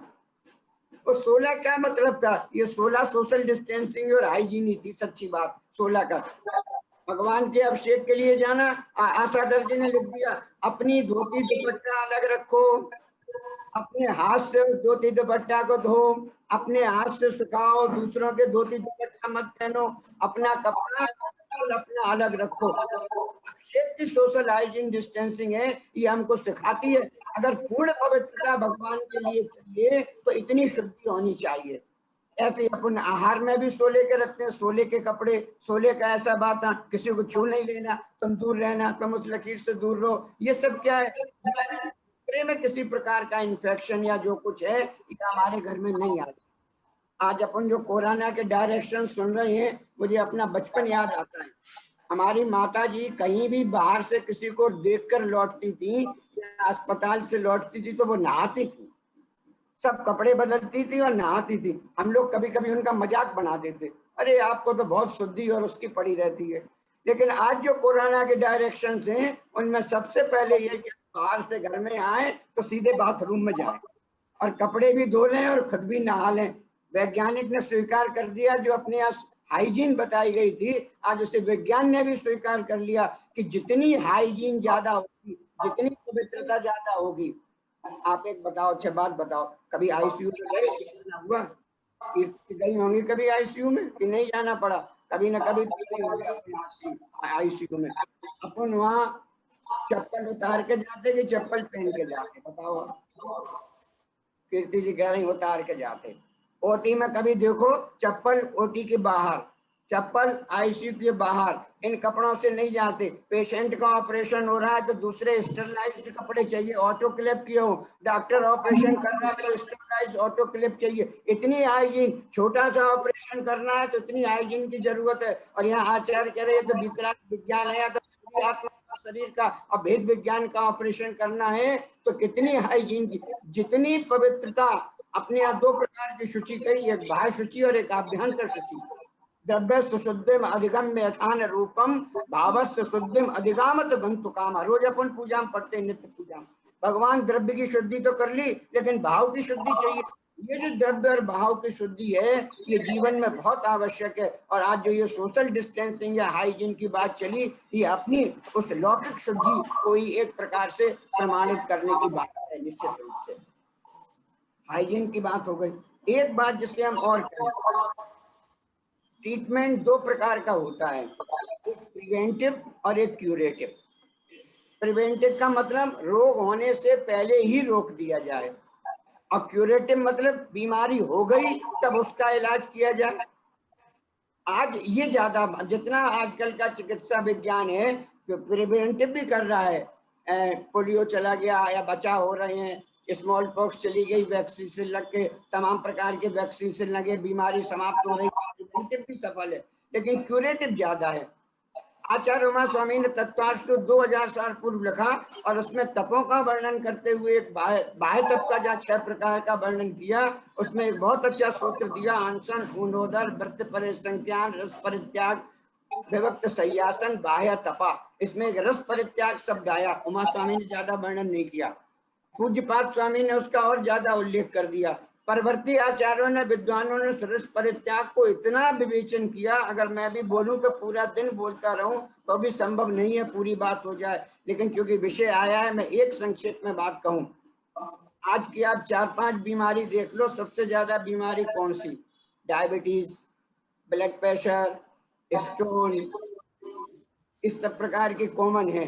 अगर कोलेस्ट्रॉल बहुत ज्यादा बढ़ रहा, हार्ट अटैक ज्यादा बढ़ रहा, इन बीमारियों का आप देख लो, आपके सबके अनुभव में है, डॉक्टर के पास जाओ, ब्लड शुगर, डायबिटीज है, मीठा बंद कर दो, आलू चावल बंद कर दो, कोलेस्ट्रॉल बढ़ गया, घी खाना बंद कर दो, ब्लड प्रेशर बढ़ गया, नमक खाना बंद कर दो, पथरी हो गई, पत्ते वाली सब्जी टमाटर बंद कर दो। और कब तक के लिए बंद कर दो?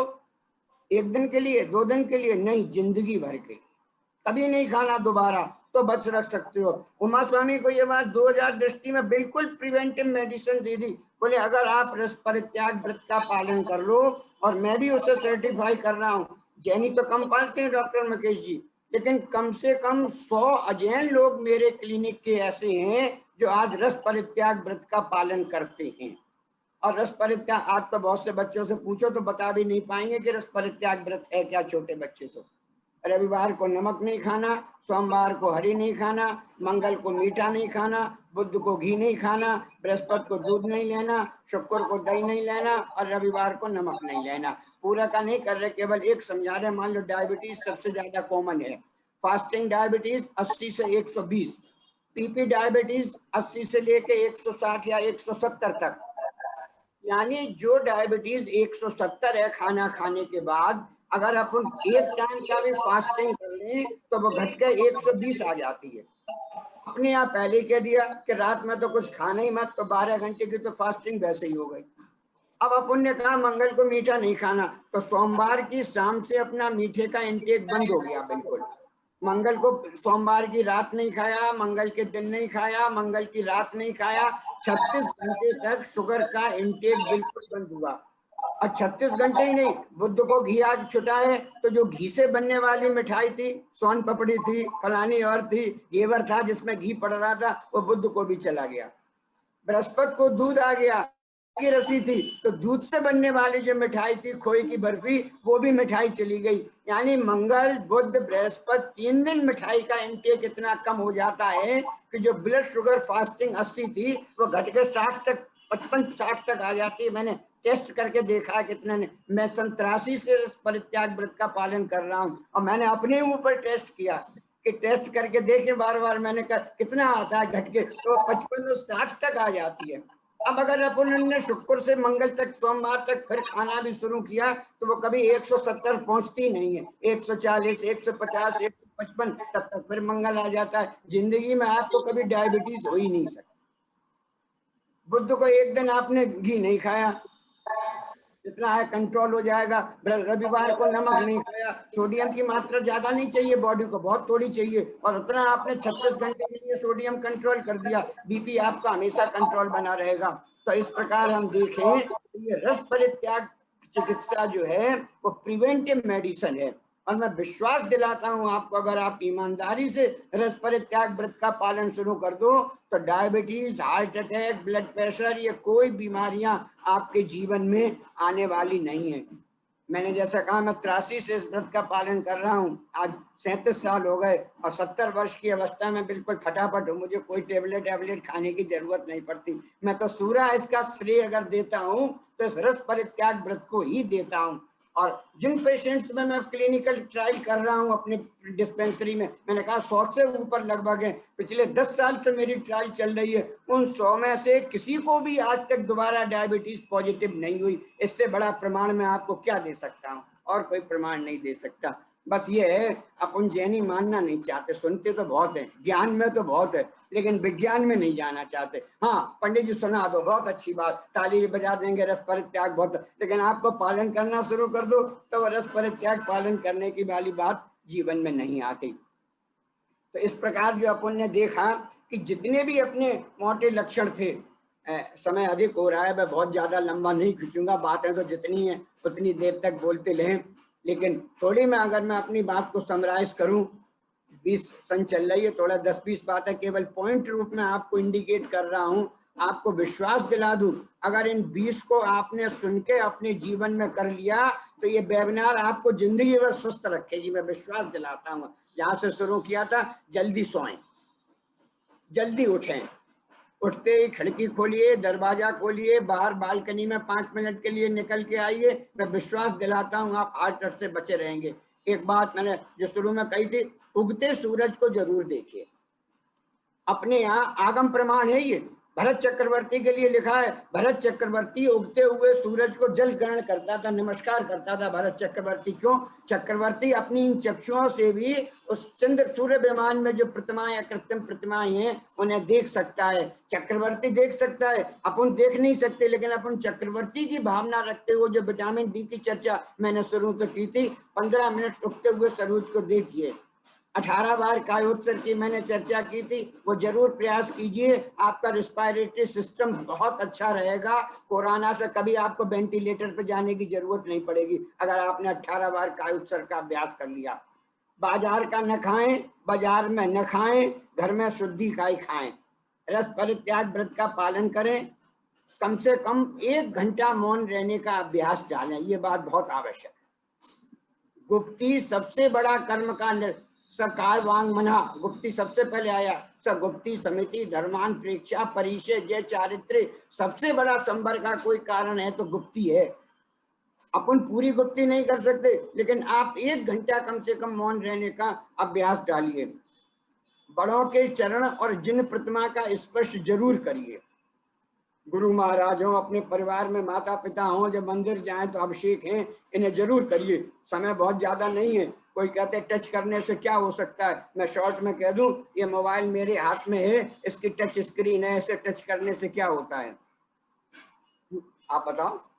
लाल निशान यूट्यूब का लिखा है तो यूट्यूब खुलेगी, और हरा व्हाट्सएप का है तो हमारी जहां टच करोगे वहीं खुलेगा। अपन को भी टच का बहुत अनुभव है, बॉडी के जिस पार्ट में जैसा टच करेंगे वैसा ही अनुभव मिलेगा। इसलिए प्रतिमा गुरु के लिए तो कह दिया, तब पादो मम हृदय पदद्वय लीनम, हे भगवान आपके चरण कमल मेरे हृदय में रहे और हमारा हृदय आपके चरण कमल में रहे, इसलिए हमेशा चरण कमल स्पर्श करते रहो।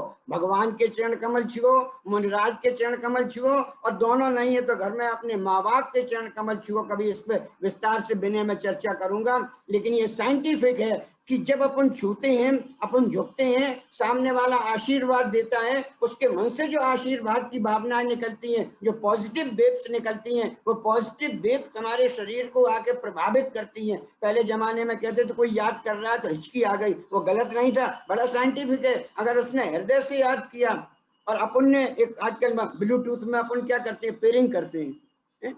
अभी इस पर पेयरिंग हो रही कि नहीं हो रही? अगर पेयरिंग है, अपन की भगवान से पेयरिंग है, अपन की मुनि महाराज से पेयरिंग है, अपनी अपनी माता पिता से पेयरिंग है, तो जैसे ब्लूटूथ में एक दूसरे को अपन ट्रांसफर कर देते हैं, और ज्यादा मैटर चाहिए तो शेयर डेटा में जैसे ट्रांसफर कर देते हैं, जब अपन माँ बाप के चरण छूते हैं और वो जो हमें आशीर्वाद देते हैं, वो हमारे को बहुत प्रभावित करता है। ऊनोदर व्रत का पालन करें। खाना अब जैसे कहा मौन पूर्वक खाएं, आचार्य श्री ने भी पुष्टि की, बैठकर ही खाएं, खड़े होकर नहीं खाना खाएं। खाने से 10-15 मिनट 15 पूर्व अपन 10 मिनट पूर्व बैठ लें, भोजन को देखें तब फिर करें। एक अष्टमी चतुर्दशी को जरूर व्रत, सप्ताह में 1 बार जरूर व्रत पालन करिए। कुछ भी पंडित जी एक बात ये, हाँ कि नहीं, कॉलेज में वीकली ऑफ है, फैक्ट्रियों में वीकली ऑफ है, रेस्ट चाहिए, अपने सिस्टम को भी रेस्ट चाहिए। तो अगर डाइजेस्टिव सिस्टम को रेस्ट देना है, सारी ग्लैंड्स को अगर रेस्ट देना है, तो हफ्ते में 1 बार रेस्ट। इसलिए आचार्यों ने पहले ही कह दिया 2 अष्टमी 2 चतुर्दशी, अगर आप इनको सही ढंग से पालन कर लें तो अपना जीवन में बहुत कल्याण हो जाएगा। 15 मिनट कम से कम स्वाध्याय जरूर बहुत करिए। वर्ष में एक बार कम से कम तीर्थ यात्रा जरूर कीजिए। वर्ष में एक बार कम से कम किसी महाराज को आहार जरूर दीजिए। अपने नगर में नहीं हो, बाहर जाके दिए, दमोह चले जाइए, को दे आइए, लेकिन वर्ष में एक बार दीजिए। किसी मुनि के सामने जाके झुकिए। पानी को जैसे मैंने कहा उबाल कर पीजिए, सामने मंत्रित करके पीजिए। शुद्धि का भी ध्यान रखिए, बाह्य शुद्धियों का भी बहुत ध्यान रखिए। इस प्रकार से अनेक परिचर्याएं ऐसी हैं जो अपन अगर सुबह से शाम तक की अपनी परिचर्या को, अपनी दिनचर्या को सीमित करें, और जिनागम में जो शाब्काचारणों में वर्णित किया गया है, निश्चित रूप से अगर अपन उस रूप से पालन करें, जिनेंद्र भगवान के दर्शन से, गुरु भगवान के दर्शन से, देखने से, दृष्टवा भवंत मनमेश विलोकनीयम है।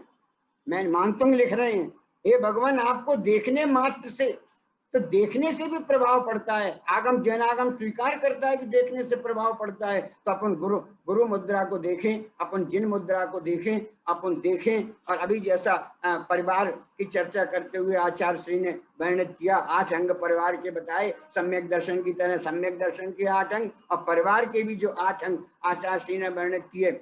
आज हमारा परिवार में थोड़ा बिखराव आ रहा है। हम एक साथ थोड़े मिलें, बैठें, एक साथ करें, एक दूसरे के साथ फुर्सत नहीं, टाइम नहीं।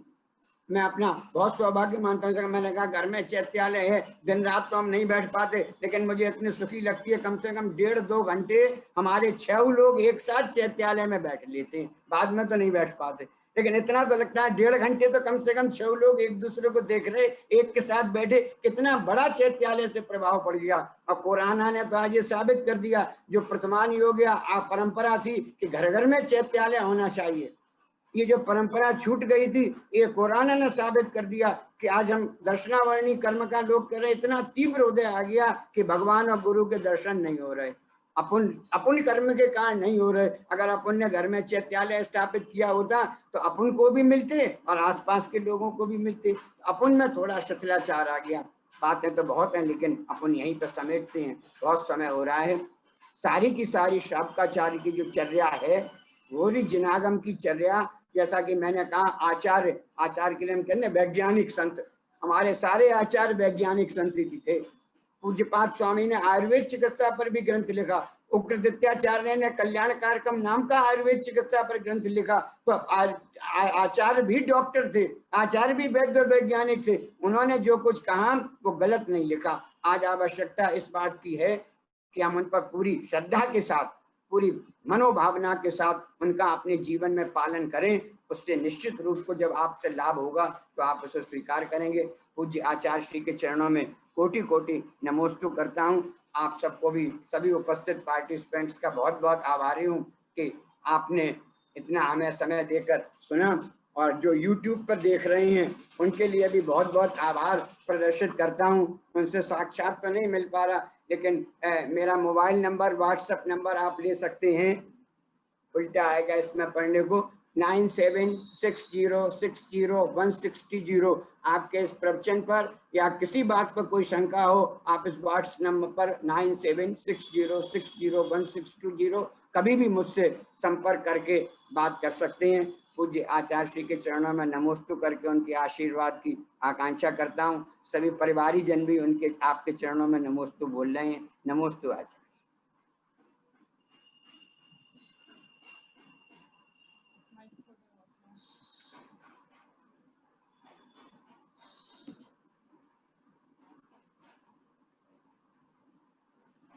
माइक बंद है, सोनू भाई माइक खोल दो। हाँ, खुल गया। डॉक्टर साहब आशीर्वाद है, संगोष्ठी वाली को आशीर्वाद है। मैं पहली बार आपका इस YouTube पर यहाँ पर सुना है। संगोष्ठी को 8 दिन हो चुके हैं, लेकिन आज यहाँ बैठे थे, क्लास हमारी पूर्ण हो गई थी, इसलिए मैंने सोचा कि अब डॉक्टर साहब हो गए तो उठ के ना जा करके सुन लो। बहुत बहुत आप सबको, संगोष्ठी वालों को आशीर्वाद, अच्छा सफल हो आपका। नमोस्तु गुरुवर। नमोस्तु गुरुवर। जैसा कि हम सब ने आशीर्वचन के रूप में आचार्य श्री के संदेश को भी सुना। हम कृतज्ञ हैं, धन्य हैं कि हमें आशीर्वाद के रूप में अमृत वचन प्रतिदिन मिल अब तो पा अभी नहीं आ रहा, अभी नहीं आ रहा। रहे हैं अरे नहीं आ रहा महाराज। और साथ में हम सौभाग्यशाली अपने आप को मानते हैं। हमारे अपने पुण्यों के कर्मों का उदय है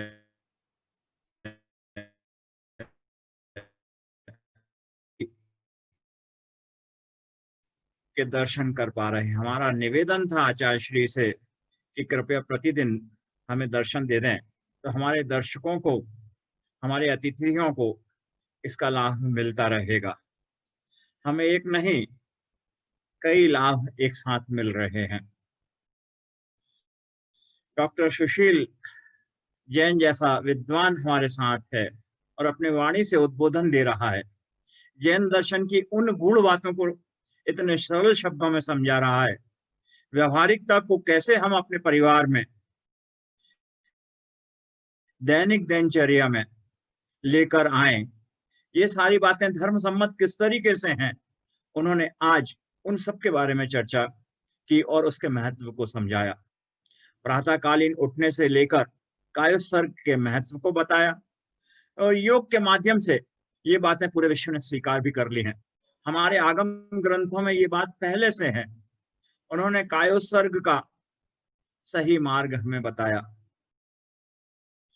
उन्होंने भोजन के टाइम और भोजन के संबंध में कुछ ऐसे तथ्य सामने रखे जो आज कहीं न कहीं परिवारों में से विलुप्त होते चले जा रहे हैं। उन्होंने परिवार में एक संयुक्त परिवार की प्रथा के महत्व को बताया। उन्होंने यह भी बताया कि खड़े होकर नहीं, हमें बैठकर खाना चाहिए। पंडित जी से एक प्रश्न यहाँ स्वाभाविक रूप से सामने आ जाता है। वो इस रूप में, कृपया कुछ लोगों का ये प्रश्न अपने आप में है कि आपने ये संदेश दिया कि हमें भोजन हमेशा बैठकर ही करना चाहिए, लेकिन हमारे जितने भी मुनिराज हैं वे खड़े होकर ही भोजन ग्रहण करते हैं और अपने हाथों में ग्रहण करते हैं। इसके पीछे का वैज्ञानिक रहस्य कृपया स्पष्ट करें। हमने जो चर्चा की वो गृहस्थ या श्रावक के हिसाब से की। तत्वार सूत्र के 6ठे अध्याय में 25 क्रियाओं का आचार्य ने वर्णन किया है। उसमें एक क्रिया आई है, दूसरों के करने योग्य जो क्रिया है वो स्वयं नहीं करना चाहिए। और वहां उदाहरण दिया है, जिस प्रकार मुनि खड़े होकर आहार लेते हैं वो मुनि के लिए विधान है, हमें उस प्रकार से आहार नहीं करना चाहिए। क्योंकि बैठकर आहार ज्यादा लिया जा सकता है, खड़े होकर इतना आहार अंजलि में उतनी देर नहीं लिया जा सकता। मुनि को केवल अपने उदर पूर्ण की आवश्यकता है, अधिक गृद्धता की आवश्यकता नहीं है। इसलिए मुनि को खड़े होकर कहा, और ये कहा अपनी पैरों की और शारीरिक शक्ति का भी पता लग जाए। इतनी जितनी देर पैरों में, बहुत देर ज्यादा खड़े होकर आहार नहीं किया जा सकता। तो अगर आपके पैरों में खड़े होने की शक्ति है तो लें, और जिस दिन आपको ये लगने लगे कि हमें पैरों में खड़े लेने की शक्ति नहीं है, उस दिन से आप आहार चर्या छोड़ के सल्लेखना की ओर अपने कदम बढ़ाएं। ये चर्या मुनि के लिए थी। मुनि के लिए एक बार खाने का विधान है, लेकिन गृहस्थ के लिए कम से कम 2 बार खाने का विधान है। तो हमने जो वर्णन किया वो गृहस्थ या श्रावक की अपेक्षा से वर्णन किया, मुनि की अपेक्षा से नहीं किया। गृहस्थ को कम से कम 2 बार भोजन करना चाहिए, और बैठकर ही जो खड़े होने की क्रिया है वो मुनि के लिए वर्णित है, उसकी अपने को नकल करने की आवश्यकता नहीं। बहुत सुंदर, आपके बातों से समझ में आ गया कि सब अपनी मर्यादाओं से बंधे हुए हैं। और जैन दर्शन भी पूरी तरह यही कहता है कि वस्तु स्वभाव धम्मो, सबका अपना अपना स्वभाव है, सबके अपने अपने विधान हैं, वो निर्मित किए गए हैं। क्यों? इसका कारण आपने स्पष्ट बताया। हम गृहस्थ हैं, हमारी आवश्यकताएं दूसरी हैं। वो मुनि धर्म का पालन कर रहे हैं, उनको 32 ग्रास में अपना आहार पूरा कर लेना है, और खड़े होकर इसलिए करना है कि जब तक उनमें खड़े रहने की आसक्ति है तब तक वे मुनि धर्म का पालन करें, अन्यथा फिर वे अपने इस शरीर को भी त्याग दिया करते हैं। आपने बड़े सुंदर ढंग से इस बात की विवेचना बड़े वैज्ञानिक तरीके से समझाई कि किस तरीके से जो अंतर है वह है, हम एक तरफ संदेश दे रहे हैं कि बैठ कर भोजन करना चाहिए। मुनिराज क्यों? आपने जो बताया वह समझ में भी आता है। बहुत बहुत धन्यवाद आपका। आपने भाव शुद्धि की भी बात कह दी, जो कि आजकल कही जा रही है उन उद्देश्यों के माध्यम से जो आजकल कहीं ना कहीं प्रेरक उद्बोधन उन लोगों के आ रहे हैं कि किस तरीके से भाव काम करते हैं। और हमारा जैन दर्शन तो शुरू से भावों का धर्म रहा है, और ये बात जैसी भावना होगी हम वैसा क्रिएट कर सकते हैं। जितने भी आज मोटिवेशनल स्पीकर हैं वो इसी बात को लेकर आगे बढ़ रहे हैं और अपने अपने तरीके से इस बात की व्याख्या प्रस्तुत कर रहे हैं, जो हमारे आगम ग्रंथों में बहुत पहले आ चुकी है। आचार्यों ने वो पहले से ही लिख कर गए हुए हैं कि किस तरीके से भाव काम किया करते हैं और भाव से किसी भी चीज को क्रिएट किया जा सकता है। आपका उद्बोधन बड़ा महत्वपूर्ण था। आपने माता पिता और घर में जैन चैत्यालय की उपादेयता की बात कही।